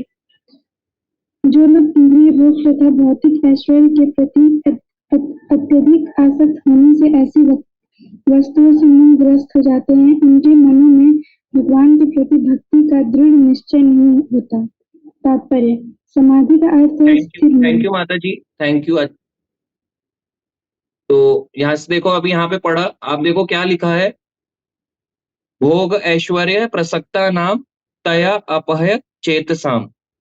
तो इसका मतलब है, जो लोग इंद्रिय भोग तथा भौतिक ऐश्वर्य के प्रति अत्यधिक आसक्त, इंद्रिय भोग यानी सेंस ग्रेटिफिकेशन, ज्यादा से ज्यादा इंद्रियों को तृप्त करना, भौतिक ऐश्वर्य जितनी भी आप देख रहे हो चीजें, कोई भी चीज आप देख रहे हो भौतिक ऐश्वर्य में, जिसकी अत्यधिक इसके प्रति आसक्ति होने से, ऐसे वस्तुओं से जो लोग मोहग्रस्त हो जाते हैं, उनके मनों में भगवान के प्रति भक्ति का दृढ़ निश्चय नहीं होता। व्यवसायी आत्मिका बुद्धि समाधो न विधीयते। उनके मनों में भगवान के प्रति भक्ति का दृढ़ निश्चय नहीं होता। क्यों नहीं होता, देखो यहाँ पे क्यों, क्योंकि क्या है, इंद्रिय भोग, सेंस ग्रेटिफिकेशन करना और भौतिक ऐश्वर्य चाहिए, जो इससे बहुत ज्यादा अटैच्ड है, इन दो चीजों से बहुत ज्यादा मोहग्रस्त है। उनके मन में भगवान आएगी नहीं, कहेगा मैं क्यों करूं, मुझे क्यों करवा रहे हो, मैं पागल आदमी दिखाऊं क्या आपको, मेरे को अभी भोग ऐश्वर्य करना है, मुझे नहीं करनी भक्ति। ऐसे आज सुबह एक प्रभु जी का कॉल आया, मैंने उनको बोला देखो भक्ति तो बहुत जरूरी है, कह रहे मैं एंग्जाइटी में हूँ। मैंने कहा देखो भक्ति तो पर जरूरी है ना, आपकी एंग्जाइटी दूर कैसे होगी, अगर आप भक्ति नहीं करोगे तो। वो कह रहे नहीं, मैं नहीं कर सकता, मेरे लिए टफ प्रोसीजर है। मैं माला कर सकता हूँ, ये सब मुझसे नहीं होगा। क्योंकि अभी मेरे मन में जो भोग आसक्ति है ना, वो बहुत ज़्यादा है। प्रॉपर्टी को लेके, परिवार को लेके, हर चीज़ को लेके बहुत ज़्यादा है। तो हमने उनको सिंपल सा कहा कि चलो 1 माला करने का कोशिश करना, 2 माला। कह रहे ठीक है, मैं इसको ट्राई करूँगा, क्योंकि दवाई तो फ्री की है, फ्री की दवाई है, फ्री एडवाइस है, इसको लेके देखो। इस तरह से उन्होंने इसको एक्सेप्ट किया। तो ऐसे लोगों के मन में क्या भगवान के प्रति दृढ़ भक्ति का निश्चय आएगा? कभी नहीं आएगा, क्योंकि उनको अटैचमेंट ही इतनी ज़्यादा है। कम आ रही है क्या वॉइस?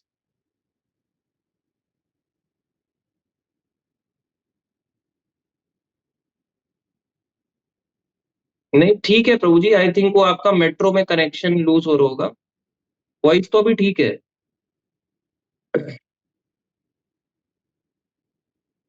तो यहाँ पे है, जिनके मन में ऐसी भोग आसक्ति जिनको चाहिए, वो कभी भगवान की स्ट्रांगली भक्ति नहीं कर सकता। उनकी हिम्मत नहीं होगी। देखो समाधि का मन यहाँ पे मतलब लिखते हैं प्रभुपाद जी, समाधि का मतलब है स्थिर मन। समाधि का मतलब ये नहीं है जो आजकल के समय में आप लोग समझते हो। एक समाधि होती है जो आचार्यों को दी जाती है। जब आप देखते हो उनके शरीर को समाधि, क्योंकि उनका स्थिर मन होता है भगवान के प्रति, तो उनको समाधि दी जाती है। मिट्टी में उनको दबाया जाता है, उसके ऊपर फ्लावर्स डाले जाते हैं और उसके ऊपर उनका विग्रह बनाया जाता है। वो समाधि अलग है। जैसे प्रभुपाद की समाधि, भक्ति सिद्धांत महाराज की समाधि, ये समाधि अलग है। एक समाधि अवस्था है कि स्थिर मन होना भी समाधि कहलाती है। अब कोई व्यक्ति ऐसे करके बैठा है आज के समय में पार्क में, ऐसे करके पीठ सीधी करके, तो लोग उसको क्या बोलेंगे? समाधि में है भाई, समाधि में है। बाल बड़े हैं, बाल बड़े हैं, दाढ़ी बड़ी है, ऐसे करके बैठा है तो समाधि में है। कैसी समाधि ले रहा है वो? बताओ। अभी उसको समाधि ले रहा है, थोड़े टाइम के बाद है ना, उसके बाल यूं ऐसे पकड़ के खींच दो, तब पता चलेगा कितना समाधि में था वो। क्योंकि समाधि का मतलब है स्थिर मन। यहाँ पे प्रभुपाद जी कह रहे हैं जिसका मन ही स्थिर नहीं हुआ है, तो वो क्या समाधि में है? ऐसे करके बैठा हुआ है, उसके बाल ऐसे करके खींच के आ जाओ, पता चल जाएगा कितनी समाधि थी उसकी। तो भक्त लोगों को क्या होता है ना, लोगों को एक्सटर्नल चीजें देखना बहुत पसंद है। वो इन इंटरनल पे नहीं घुसना चाहते कि मन से शांत हुआ या नहीं हुआ, बस शांत बैठा है तो समाधि है। ये समाधि नहीं है, ढोंग है। तो ये चीज उनके लिए भी लागू होती है। देखो भगवान ने बात क्लियर करी है, बहुत ज्यादा भोग ऐश्वर्य रखने वाला व्यक्ति भक्ति नहीं कर सकता। कई लोग बोलेंगे प्रभु जी ये आप कैसे बोल रहे हो, हमने तो कई यूट्यूब वीडियोस में सुना है कि भोग करते करते भी व्यक्ति भक्त बन जाता है। नहीं बनता। एग्जाम्पल कितने हैं आपके पास सोसाइटी? जो परेशान होता है वो जल्दी बनता है, मगर जो परेशान ही नहीं है, भोग ऐश्वर्य कर रहा है, उल्टा छूट जाता है। कई साल पहले कई साल पहले जैसे एक भक्त थे, वो आए। अब आज आने के बाद, ब्रह्मचारी में आने के बाद, गृहस्थ में आने के बाद, फिर वो कहते हैं कि हमारा बड़ा बिजनेस होगा। तो बड़ा कहाँ गया वो बड़ा बिजनेस आज आपका? तो बताओ क्या हो जाता है? तो भोग ऐश्वर्य की अगर आपकी कामना बढ़ेगी, जितनी ज्यादा आपकी बढ़ती चली जाएगी, आप छोड़ दोगे भक्ति। क्योंकि आप आपके पास पैसा है, जब जरूरत थी भगवान की, आप कष्ट में थे तो आपने भक्ति कर ली। आज आपको भगवान ने थोड़ा दे दिया कि ये लो, आपकी इच्छा थी, ये लो हमने आपको प्रदान किया, भगवान कह रहे हैं। आपके कर्मों, पिछले कर्मों के आधार पे, आपकी भोग इच्छा के कारण भगवान ने दे दिया। कहाँ गई भक्ति? छूट जाती है। माला भी नहीं होगी, तिलक चला जाएगा, कंठी यहाँ से यहाँ आ जाएगी, कंठी माला छाती माला हो जाएगी, कंठी दिखना बड़ी बंद हो जाएगी। आपके आपके जो वो होंगे, ड्रेस होगी, ड्रेस हमेशा के लिए बदल जाएगी। मुश्किल होगा आपको, कभी कुर्ता पहनने में भी शर्म आएगी, कुर्ता क्यों पहनूं, अब तो मैं बड़ी बड़ी ड्रेसेस पहनता हूँ, कलरफुल ड्रेसेस पहनता हूँ। आपको तिलक लगाने में शर्म आएगी। ऐसे लोग को जब भोग मिल जाता है, भोग आसक्ति मिल जाती है, तो नहीं आ कर पाता हो भक्ति। मुझ हमें भी मिल जाएगी, आप भी खिंच जाओगे तुरंत। सैलरी अभी किसी का इंक्रीमेंट हो गया आज से ही, या आज आपका सैलरी का इंक्रीमेंट होता है, आपकी हम सैलरी करते हैं 1 लाख पर मंथ, अभी देखना कितने लोग छोड़ देंगे भक्ति 1 लाख रुपए महीने की सैलरी में। तो अगला श्लोक हम चलते हैं, इसमें आगे बढ़ते हैं। तो अभी हमारे पास थोड़ा टाइम है, 10 मिनट्स, तो हम जल्दी जल्दी कर देंगे।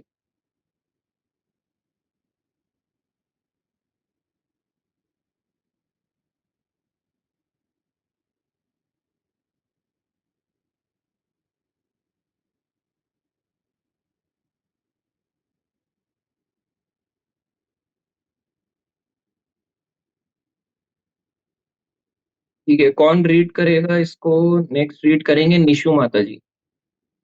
फिर अरुणांशु प्रभु जी, फिर रजनी माता जी। हाँ जी। हरे कृष्णा प्रभु जी। हाँ जी। त्रैगुण्य विषय वेदा निस्त्रैगुण्यो भवार्जुन निर्द्वंद्वो नित्य त्वस्थो निर्योग क्षेम आत्मवान। वेदों में मुख्यतया प्रकृति के तीनों गुणों का वर्णन हुआ है। हे अर्जुन, इन तीनों गुणों से ऊपर उठो, समस्त द्वैतों और लाभ तथा सुरक्षा की सारी चिंताओं से मुक्त होकर आत्मपरायण बनो। थैंक यू माता जी। तो प्रकृति के 3 गुण कौन से हैं ये बताएंगे रजनी माता, डॉक्टर रजनी माता जी। हाँ जी। प्रकृति के 3 गुण। हाँ जी। तमोगुण, रजोगुण और सतोगुण। हाँ करेक्ट, ठीक है। तो प्रकृति के 3 गुणों से भगवान उठने के लिए कह रहे हैं। तो जो नेचर है, भगवान कह रहे हैं इस प्रकृति को किसने बनाया? भगवान ने। ये आगे आपको मिलेगा, मया अध्यक्षेण प्रकृति सूयते सचराचरम। और यहाँ पे भगवान कह रहे हैं वेदों में मुख्यतः प्रकृति के 3 गुणों का वर्णन हुआ है, सत्वगुण, रजोगुण, तमोगुण। भगवान कह रहे हैं हे अर्जुन, इन तीनों गुणों से ऊपर उठो, समस्त द्वैतों और लाभ तथा सुरक्षा की सारी चिंताओं से मुक्त होकर आत्मपरायण बनो। इन 3 गुणों से ऊपर एक गुण है जिसे कहते हैं सत्व, जिसे कहते हैं शुद्ध सत्व, शुद्ध सतोगुण या शुद्ध सत्व उसे कहते हैं। तो ये गुण ऐसा है, ये भौतिक गुण नहीं है। ये 3 गुण जो आप सतोगुण, रजोगुण, तमोगुण देखते हैं, ये मटीरियल में नेचर में होते हैं, और स्पिरिचुअल नेचर में हमारा शुद्ध सतोगुण होता है, यानी कि इन 3 रस्सियों से नहीं बंधा होता। अब ये 3 रस्सियां कैसी होती हैं हम आगे की क्लासेस में बताएंगे, अभी सिर्फ मैं शॉर्ट में बताऊंगा कि तीनों की रस्सियां ऐसी होती हैं। जैसे आप देखना, एक है गोल्डन चेन, वो भी पर चेन ही है, जैसे है। एक है चांदी की चेन और एक है लोहे की चेन। तो चाहे लोहे की हो, चांदी की हो या गोल्ड की हो, चेन तो चेन है। तो इसलिए बोला जाता है कि आप पहले सतोगुण एनवायरनमेंट में आओ, सात्विक एनवायरनमेंट में आओ, सतोगुणी फूड खाओ, तब धीरे धीरे करके जब इस एनवायरनमेंट में रहोगे तब ऊपर के गुण में उठोगे। अभी हम सतोगुण में रहते हैं, फिर कभी रजोगुण में, कभी तमोगुण, कभी रजोगुण में, कभी तमोगुण, ऐसे ही रहते हैं। कभी कभी हम सतोगुण में आ जाते हैं। जब हम रेगुलर इसी बेस पे रहेंगे फिर हम ऊपर उठते हैं। तो कर्म कांड के बारे में यहाँ पे बताते हैं प्रभुपाद जी कि जब कर्म कांड खत्म होता है तो भक्ति स्टार्ट होती है।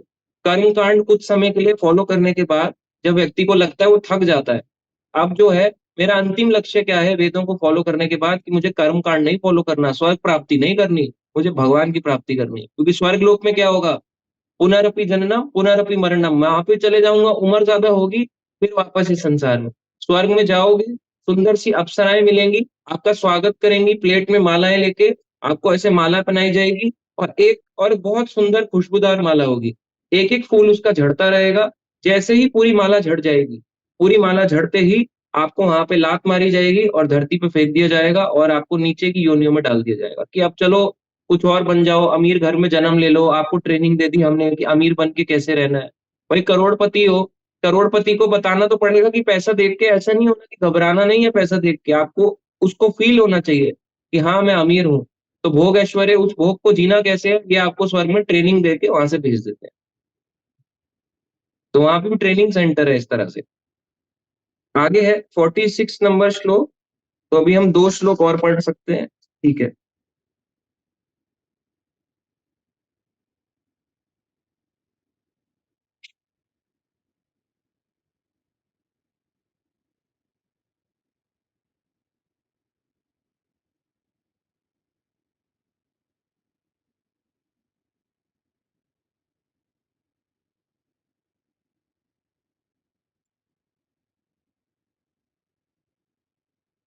हाँ, इस श्लोक को पढ़ेंगे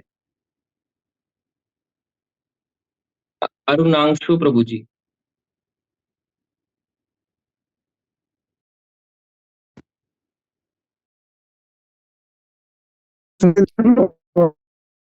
हाँ जी, पढ़ो प्रभु जी। 46 नंबर श्लोका और इसका ट्रांसलेशन।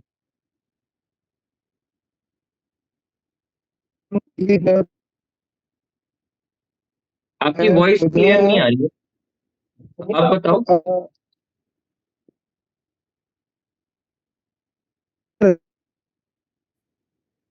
आपकी वॉइस हरे प्रभु जी, कृष्णा।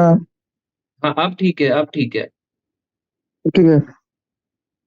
दुःखस्वेनु द्विगमनः सुखेषु विगतस्पृहः वितराग भय क्रोधः स्थितधीर्मनुरुच्यते। जो त्रय पापों के होने पर भी मन में विचलित नहीं होता है, जो त्रय तापों के होने पर भी मन में विचलित नहीं होता अथवा सुख में प्रसन्न नहीं होता, और जो आसक्ति भय तथा क्रोध से मुक्त होता है, वो स्थिर मन वाला मुनि कहलाता सॉरी, ये मैंने ना कोई चैप्टर 2, हाँ यही कोई है। दूसरा चैप्टर है कि मतलब सब कुछ सह लेता है तो वो एक मुनि बन मिनट, हरे जाता है। कृष्णा, मैंने शायद ये प्रभु जी दूसरा शेयर कर दिया स्लाइड में। हाँ ये अच्छा। मैंने 56 शेयर कर दिया, हाँ सॉरी, मैं 46 था। हाँ 46 वाला है ये श्लोक, ये पढ़ना है। सॉरी, हाँ ये वाला पढ़ना है प्रभु जी, हाँ जी। हाँ। यावनर्थ उद्पाने सवर्त संपलुतोदके तावान सर्वेषु वेदेषु ब्राह्मणस्य विजानतः। यावान जितना सारा अर्थ प्रयोजन होता है उद्पन्न जलकूप में सर्वतः सभी प्रकार से समुपलत उद के विशाल जल तावान उसी तरह से। मतलब प्रभु जी मतलब एक चीज मेरे को तो समझ में आया कि जो सारे नीड्स होते हैं ना, जो एक छोटा हाँ हो गया, हाँ छोटे से कूप का सारा कार्य, छोटे से कूप का सारा कार्य एक विशाल जल से तुरंत पूरा हो जाता है। इस हाँ प्रकार हाँ वेदों के आंतरिक तत्व को जानने वाले को उनके सारे प्रयोजन सिद्ध हो जाते हैं। हाँ, थैंक यू। तो यहाँ पे देखो कितना इजी भगवान ने यहाँ पे बताया है कि जो जानता है, क्या जानता है, कि वेदों के अंदर के तात्पर्यों को, डिटेलिंग को जानता है, वेदों के अंदर को, कि क्या डिटेलिंग, कि सारे वेद जो है कहाँ तक लेके जाते हैं, कृष्ण भक्ति तक, क्या बताते हैं, कृष्ण प्राप्ति। तो जब वो इस चीज को जान जाता है, तो जैसे एक बड़ा वो होता है, क्या कहते हैं आप उसको, जैसे एक बड़ा सागर होता है, विशाल जलाशय, जैसे मान लो ओशियन है, और एक कुआं है। अब अगर आप कुएं से पानी निकालते रहोगे, कुएं का पानी और ओशन का पानी में बहुत डिफरेंस है।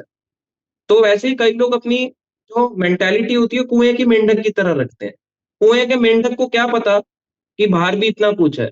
जैसे आप किसी को बताओ, पता है भक्ति में ये सब होता है, भक्ति में वो सब होता है, बहुत आनंद है भक्ति में, उसको नहीं समझ आएगा। क्यों? क्योंकि लोगों की बुद्धि कैसी है, कुएं के मेंढक की जैसी, कुएं में रहते हैं।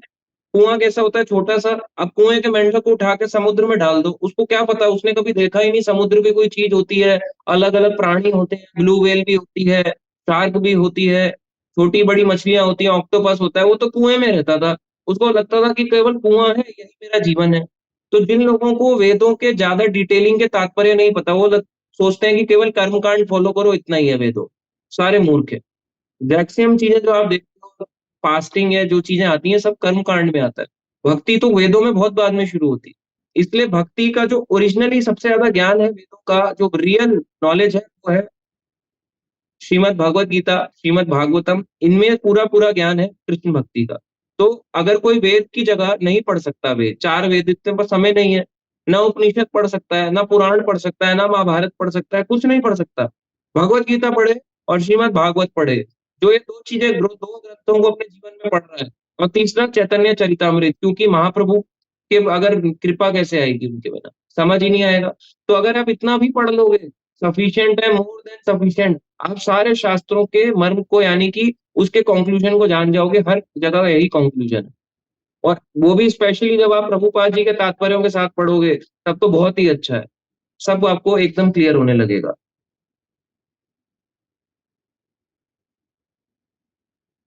आगे नेक्स्ट लास्ट श्लोक आज हम पढ़ेंगे, जो बहुत ही फेमस श्लोक है, इसको मैं ही पढ़ देता हूं।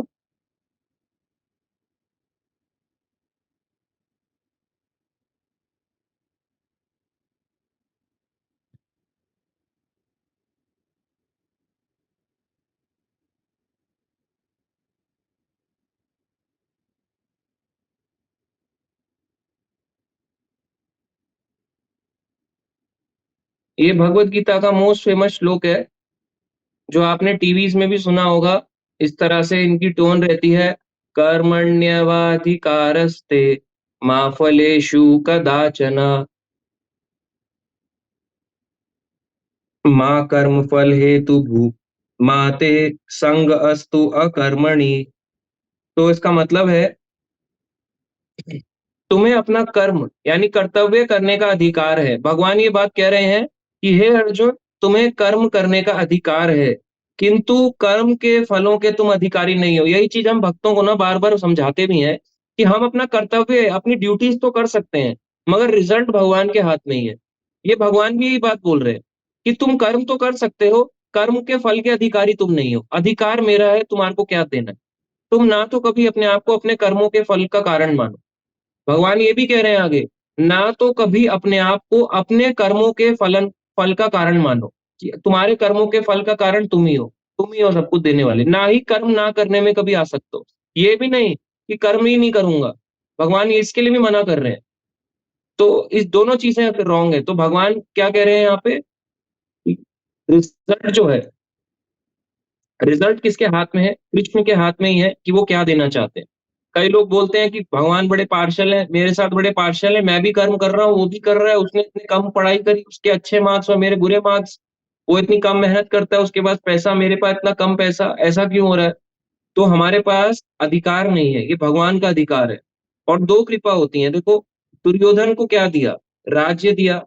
दुर्योधन को सेना भी दी। कितनी सेना थी? 11। और भगवान अर्जुन के पास कितनी थी? 7। तो 11 दुर्योधन के पास, अर्जुन के पास केवल 7 सेना। इसके अलावा योद्धा ज्यादा किसके पास थे शक्तिशाली? दुर्योधन के पास।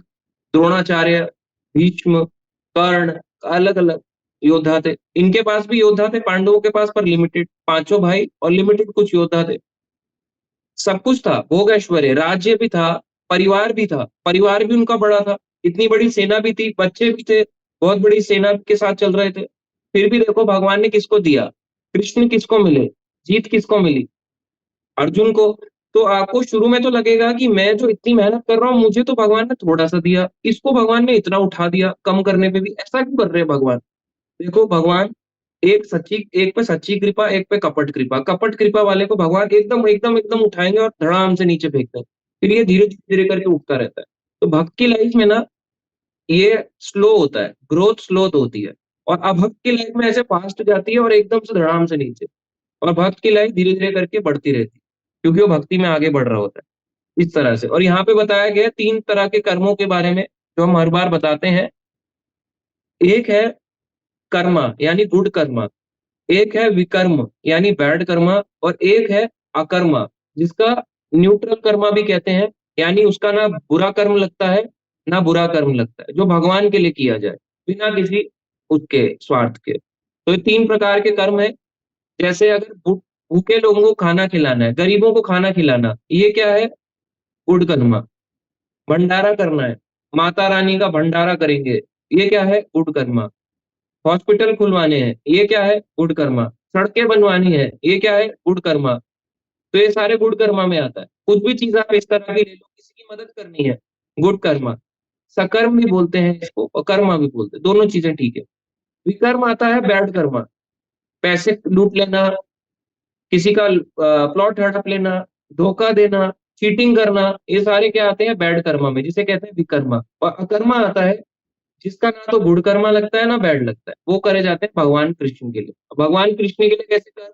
जो खाना आप खाते हो उसमें भी पाप होता है, अगर आप डायरेक्ट खा जाओगे उसमें पाप होगा, मगर भोग लगा के उसको खाओगे या पाओगे तो वो क्या बन जाएगा? भगवान का प्रसाद। तो ना उसका गुड कर्मा लगेगा ना बैड लगेगा, आपको भगवान का प्रसाद मिलेगा, आपको उसकी कृपा मिलेगी।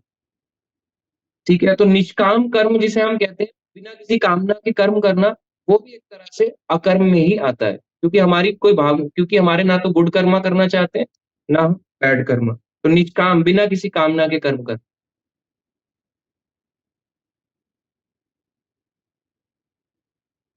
इस तरह से इसमें बताया गया है। भगवत गीता के हमने 47 नंबर श्लोक तक पढ़ा। नेक्स्ट हम 3 श्लोक जो है वो भक्तों को पढ़ के आने हैं, 48, 49 और 50। छोटे छोटे श्लोक हैं, आई होप सभी इसको पढ़ के आएंगे। एटलीस्ट हम इतना तो कर ही सकते हैं कि 3 श्लोक आप देखो, इसको खोल के देखो, ये मुश्किल से 2 पेज है, और 2 पेज नेक्स्ट क्लास 4-5 दिन तक हम करेंगे, तब तक तो हर कोई इसको पढ़ लेगा। केवल 3 श्लोक है और भक्त इसको बताएंगे कि क्या उनको समझ में आया। ठीक है, तो अभी हम क्लास जो है क्वेश्चंस लेंगे सब भक्तों के, कि क्या क्वेश्चंस है, और हम पहले एक बारी चैट्स में देख लेते हैं। काफी सारी चैट्स हैं यहाँ पे।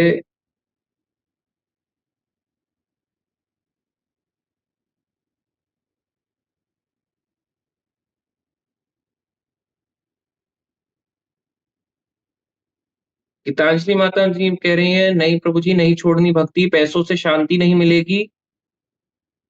ममता माता जी सही बात है, शांति भक्ति करने में है, पैसे में नहीं है। अरुणांशु Prabhu ji, Dvaita means God and jiva are two separate individuals.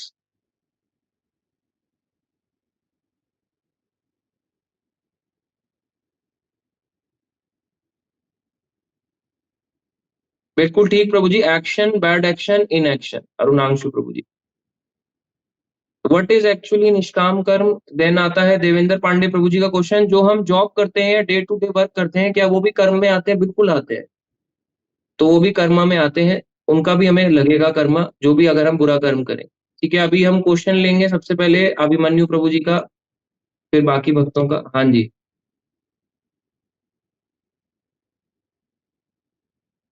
Abhimanyu Prabhu ji, unmute.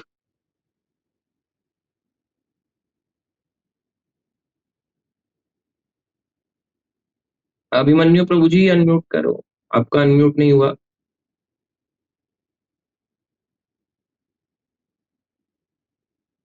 ठीक है, अभय प्रभु जी आप पूछो।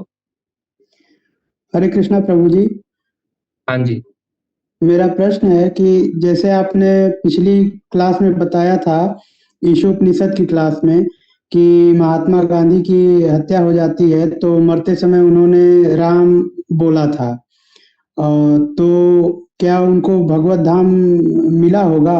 क्योंकि इस क्लास में बता रहे हैं कि जैसे अजामिल ने शुद्ध भाव से ही नहीं बल्कि अपने एक पुत्र को पुकारा था और ईश्वर ने उन पर कृपा की और उन्हें भगवत धाम ले गए। तो अगर अजामिल को भगवत धाम मिल सकता है अशुद्ध भाव से नारायण नाम पुकारने पर, तो क्या महात्मा गांधी को भगवत धाम नहीं मिला होगा?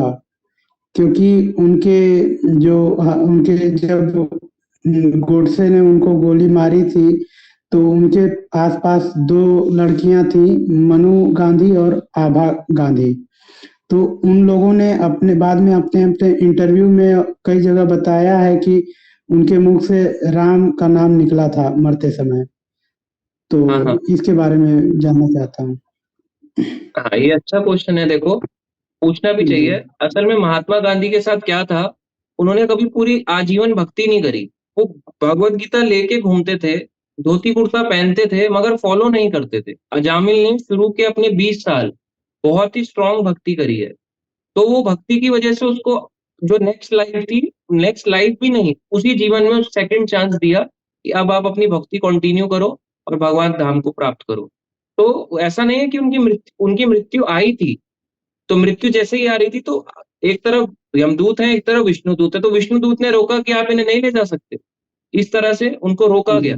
तो अब महात्मा गांधी की जो बात आती है, महात्मा गांधी की बताया जाता है कि पॉलिटिशियन के समाज में जाते थे, जब पॉलिटिशियन कहते थे अरे धोती कुर्ता पहन के आया है, बड़ा ही भक्त है, भारी भक्त है, और जब वो कहाँ जाते थे, भक्तों के समाज में, तो भक्त कहते थे पॉलिटिशियन आ गया, धोती कुर्ता तो पहनता है, पढ़ता कुछ नहीं है।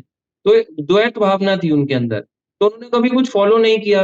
ना आपने कभी सुनते हैं कि महात्मा गांधी ने कोई प्रवचन दिया हो भगवत गीता के ऊपर, या किसी को मोटिवेट किया हो, रीड भगवत गीता डेली, मैं रोज जितने श्लोका पढ़ता हूँ, इस तरह से तो कोई भी उन्होंने प्रवचन या ऐसा कोई भी उन्होंने ज्ञान की बात नहीं करी।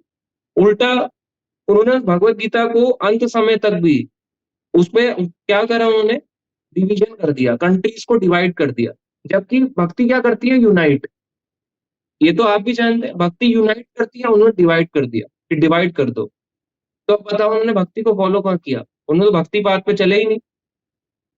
इस तरह से जी महात्मा गांधी के बारे में बताते हैं, प्रभुपाद ने लेटर लिखे कि आप ना मेरी हेल्प कर दो, भगवत गीता का प्रचार करते हैं, मेरे साथ आ जाओ। बहुत से युवा लोग, यंग लोग आपके मूवमेंट में जुड़ रहे हैं, अगर आप प्रचार कर दोगे गीता भागवत का तो लोग बहुत खुश होंगे। मैं प्रचार करने में हम दोनों मिलके करेंगे, है ना। आपका इतना नाम है, सब कुछ है, बस आपको इनिशिएट करना है, बहुत लोगों का भला हो सकता है। उन्होंने इनिशिएट ही नहीं किया। तो अगले जीवन में प्रभुपाद जी बताते हैं, Gandhi ji became a dog. अगले जन्म में वो कुत्ते बने। क्यों? क्योंकि कुत्ता अपने मालिक का वफादार होता है। तो जैसे वो कंट्री के लिए बोलते थे मैं बड़ा वफादार हूँ, तो महात्मा गांधी अगले जीवन में डॉग बने, प्रभुपाद जी ने बोला, क्योंकि गीता लेके चलते थे, पढ़ी नहीं। जी जी प्रभु जी। ठीक है, हरे कृष्णा प्रभु। हरे कृष्ण प्रभु जी। यश माने प्रभु जी। हरे कृष्णा प्रभु जी। सबसे पहले तो सॉरी मैंने लेट ज्वाइन किया, मैं आपको बाद में बता दूंगा क्यों किया।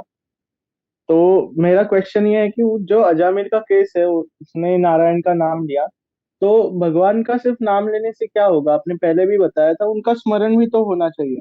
तो फिर अजामिल तो को उन्हें भगवान नहीं मिले, भगवान नहीं मिले ना उन्हें, मगर नाम में भी इतनी शक्ति है। उन्होंने जो नाम लिया वो अपराध रहित नाम लिया।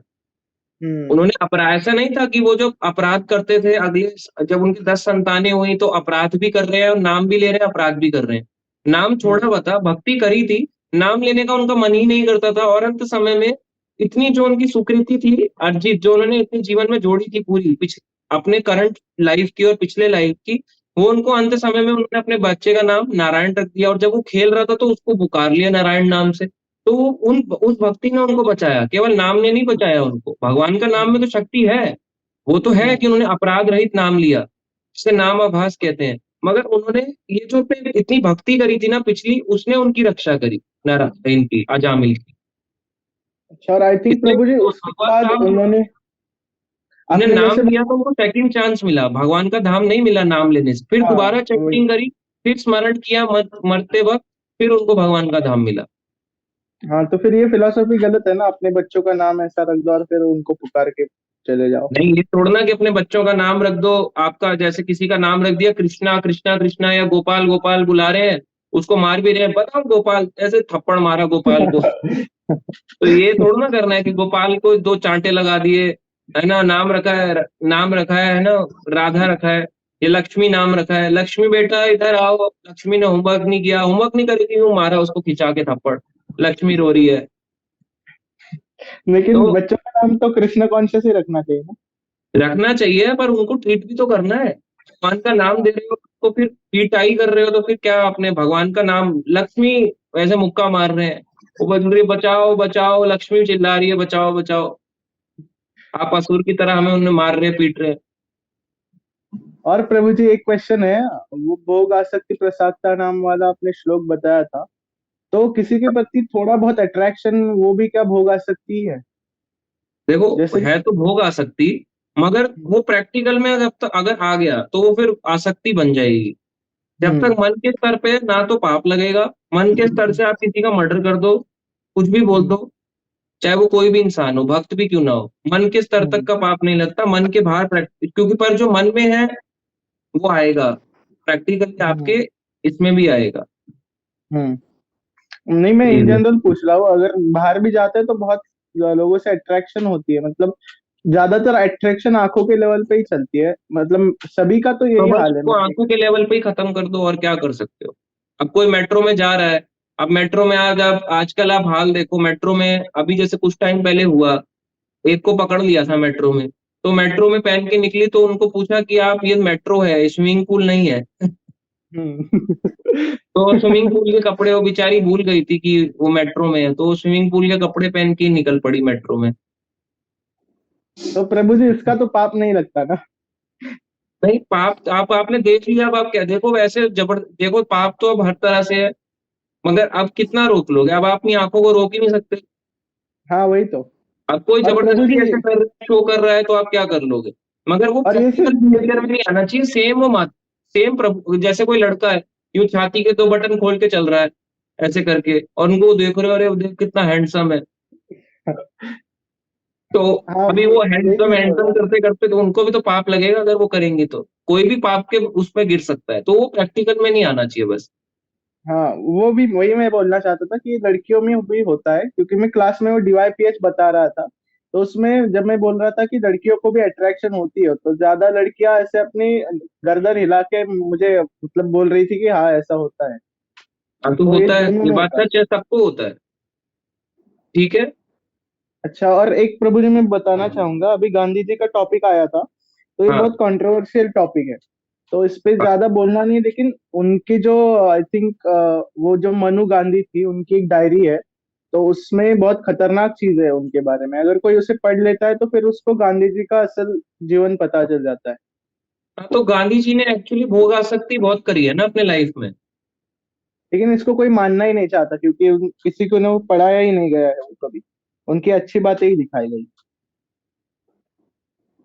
भाई ये तो देखो, ये तो रहा है ना, मटेरियल नॉलेज नो यूज, हम्म। बस आप इतना समझ के रखो, हम्म। उसका कोई यूज नहीं है। स्पेशली पैसा मिल जाए, घर चल जाए, उतना ही बहुत है मटेरियल नॉलेज से।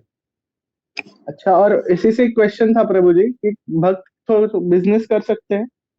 हाँ भक्त बिजनेस कर सकते हैं क्या? आपने बताया हाँ, कर अत्यधिक सकते हैं, भक्त ऐश्वर्य आ क्यों नहीं जाए कर तो। सकते? भक्त बिजनेस कर सकते हैं, भक्त जॉब कर सकते हैं, भक्त आर्मी में जा सकते हैं, सब कुछ कर सकते हैं, पुलिस में जा सकते हैं, सब कुछ कर सकते हैं। तो ज्यादा पैसा मिल गया तो भोग नहीं हो जाएगा? नहीं, भोग कहाँ है? आप 10 रुपए की चीज आपने खरीदी, 15 की बेच दी। 100 की खरीदी, हम्म। 120 130 में बेच दी। 1000 की खरीदी, 1100 में बेच दी। कमाओगे क्या अगर आप बेचोगे, सेम रेट पे ही बेच दोगे तो? हम्म। और मेरा बिजनेस मोटिव में यही झूठ है बोलना, एक एक स्थिति ऐसी है जिसमें झूठ बोलना अलाउड होता है और उसका पाप नहीं लगता, वो है बिजनेस। हम्म। मगर इतना भी झूठ नहीं बोलना, भगवान भी जानते हैं। ये नहीं कि आपने खरीदी 1000 की, 5000 की बेच रहे हो, बोले मैं तो 1 रुपया भी नहीं कमा रहा इसमें। भगवान कहेंगे अच्छा 5000 की बेच रहा है 1000 बोल के? फिर तो भगवान भी सब जानते हैं, हृदय में बैठे हुए, क्या छुपाओगे आप उनसे? हाँ, ठीक है प्रभु जी, हरे कृष्णा। अभिमन्यु प्रभु जी, आप अनम्यूट करो आपका क्वेश्चन। हरे कृष्ण प्रभु जी। प्रभु जी वॉइस आ रही है? हाँ आ रही है प्रभु जी। हाँ प्रभु जी, मेरा क्वेश्चन था, जैसे मान लो कि हमारे शास्त्र के जो होते हैं ना, यजुर्वेद, ये जो 4 प्रकार के जो होते हैं, उसके बारे में एक बार मेंशन कर देते, क्या होते हैं? चतुर्वेद, ये ऋग्वेद, ऐसे करके जो होते हैं ना। हाँ हाँ, हाँ, तो उसके बारे में एक बार बता दें। हाँ, 4 वेद बता रखे हैं शास्त्र में। हाँ, 4 वेद जो हैं, इनको कई बार बताते हैं कि समाज के 4 भाग के हिसाब से बांटा गया, ब्राह्मण क्षत्रिय वैश्य शूद्र के हिसाब से। और कई बार इसको बताते हैं कि 4 वेद जो हैं, इसको आश्रम के हिसाब से बांटा गया, और कई बार बोलते हैं कि इनको है ना उनकी शिष्यों ने बांटा। तो इस तरह से 4 वेद हैं, ऋग्वेद, सामवेद, यजुर्वेद, अथर्ववेद। अथर्ववेद पहले नहीं था, पहले 3 थे, बाद में अथर्ववेद उन तीनों वेदों का एक और जिसको कहते हैं डिवीजन बना, वो है अथर्ववेद। तो 4 वेद हैं। बाकी इनके बारे में, वेदों के अंदर कर्मकांड भी है। चारों वेदों के अंदर कर्मकांड यानी हर कर्म के प्रति फल की इच्छा, ऐसा करोगे, नवरात्रि रखोगे, ये मिल जाएगा। शिव जी के सोमवार रखोगे, आपको अच्छा पति मिल जाएगा, कुछ ना कुछ इस तरह का, ये सब कर्मकांड में आता है। फिर ज्ञान कांड आता है उससे ऊपर। ज्ञान कांड यानी कि अब ज्ञान कांड में है कि जैसे कि हम जो है, हम भगवान के समान हो जाएंगे।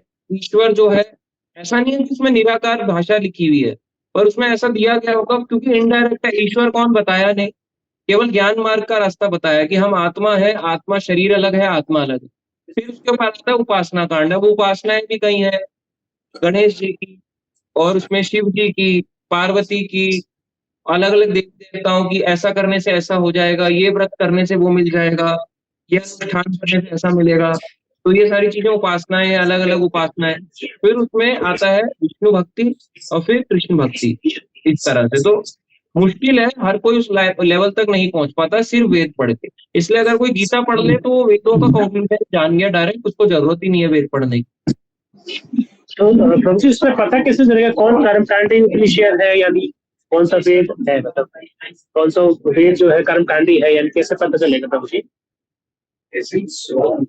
वेद जो है कर्मकांड के बारे में हमें देखो, ऐसा नहीं है कि केवल एक वेद में कर्मकांड के ऊपर है, ज्ञान कांड के ऊपर है, हर जगह कुछ ना कुछ पार्ट दिया हुआ है। अच्छा, तो प्रभु जी अपना कौन किस बेस पे बना हुआ है, कौन से यजुर्वेद से या ऋग्वेद से, कौन से बेस पे? कौन भागवत बेस पे, श्रीमद् भागवतम का बेस, जो सारे चलिए जानना चाहता हूँ सारे कि पुराण सारे ग्रंथों का सार है श्रीमद् भागवतम। तो जैसे भागवतम और भगवत गीता ये कौन से वेद से आए, तो वो जानना।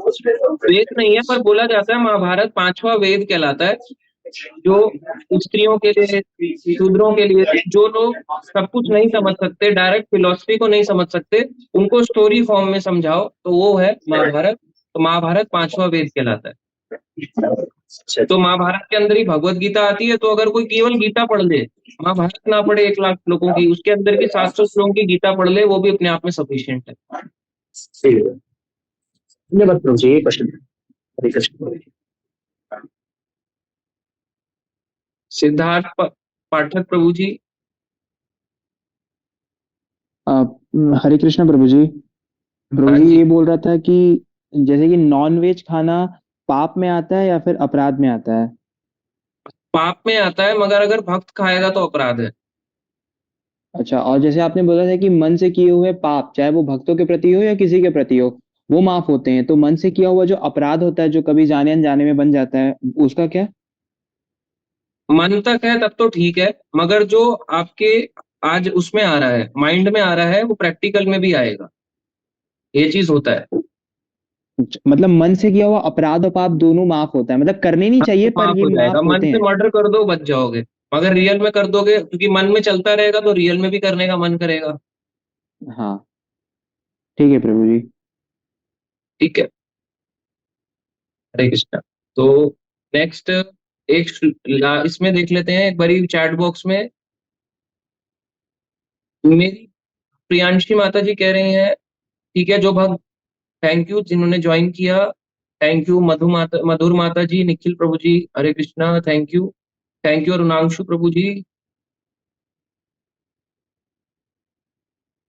देन है इसमें क्वेश्चन गणिका वर्मा माता जी, प्रभु जी अगर किसी ने बुरे कर्म करे हो तो तब भी कोई भगवान का नाम लेने से मुक्ति मिलती है? बिल्कुल, हम सब ने बुरे कर्म किए हैं, तभी हम भगवान का नाम लेके इस रास्ते पे आगे बढ़ रहे हैं। थैंक यू श्रुति माता जी।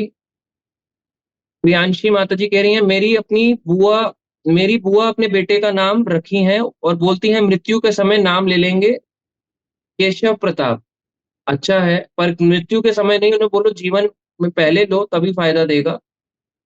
देवेंद्र पांडे प्रभु जी कह रहे हैं 10% कृष्ण को दे देना। हाँ जी, बिल्कुल ऐसा ही। गीतांजलि माता जी पूछ रही हैं, प्रभु जी मैंने प्रभुपाद जी की एक बुक में ही पढ़ा है, सॉरी बुक नेम अच्छे से याद नहीं, प्रभुपाद जी ने महात्मा गांधी के लिए लिखा है कि उन्होंने जल्दी संन्यास ले लिया था, तो इसके लिए उनकी बुद्धि एकाग्र हो गई थी और वो एकचित होकर अपने संकल्प में सफल हो गए। वो उन्होंने किसी कंटेक्स्ट में लिखा होगा, किसी कॉन्वर्सेशन के कंटेक्स्ट में, क्योंकि एकदम से अब कई जगह तो प्रभुपाद जी ने उनको बहुत जगह लिखा हुआ है, उनको बहुत ही मतलब ऐसा लिखा हुआ है कि गांधी बिकेम अ डॉग, कई लेक्चर्स में उन्होंने ऐसा बोला है। कई जगह पे उनकी कॉन्वर्सेशन ऐसी है कि किसी मीडिया वाले के साथ है, तो एकदम से अगर एक्सपोज करने लग जाएंगे तो उनका प्रचार नहीं रोक देंगे इंडिया में, इस वजह से भी बोला है। टाइम प्लेस सर्कमस्टेंस के अकॉर्डिंगली अलग अलग है। ज्योति पांडे माता जी, थैंक यू, आपने ज्वाइन किया, आप क्वेश्चन पूछ लेना बाद में। यहाँ पे लिख रहे हैं यश माने प्रभु जी, मनुज डायरी गांधी रियलिटी। हाँ जी, यहाँ पढ़ सकते। ठीक है, तो अभी एंड करते हैं, नेक्स्ट क्लास जल्दी से लेंगे और ये रिकॉर्डिंग आपके साथ कल परसों तक हम शेयर करेंगे। कल ईशोपनिषद की शेयर कर देंगे मॉर्निंग में, देन परसों मॉर्निंग आज की गीता क्लास का। ठीक है, तो अभी एंड कर रहे हैं हम, सभी भक्तों को अनम्यूट करके। हरे कृष्णा हरे कृष्ण हरे कृष्ण कृष्ण कृष्ण हरे हरे, हरे राम राम हरे हरे। की जय, जय भगवद गीता की जय, जय प्रभु जी की जय, जय गौर प्रेमानंदे, हरि हरि बोल। हरि हरि बोल। हरि बोल। आ गई।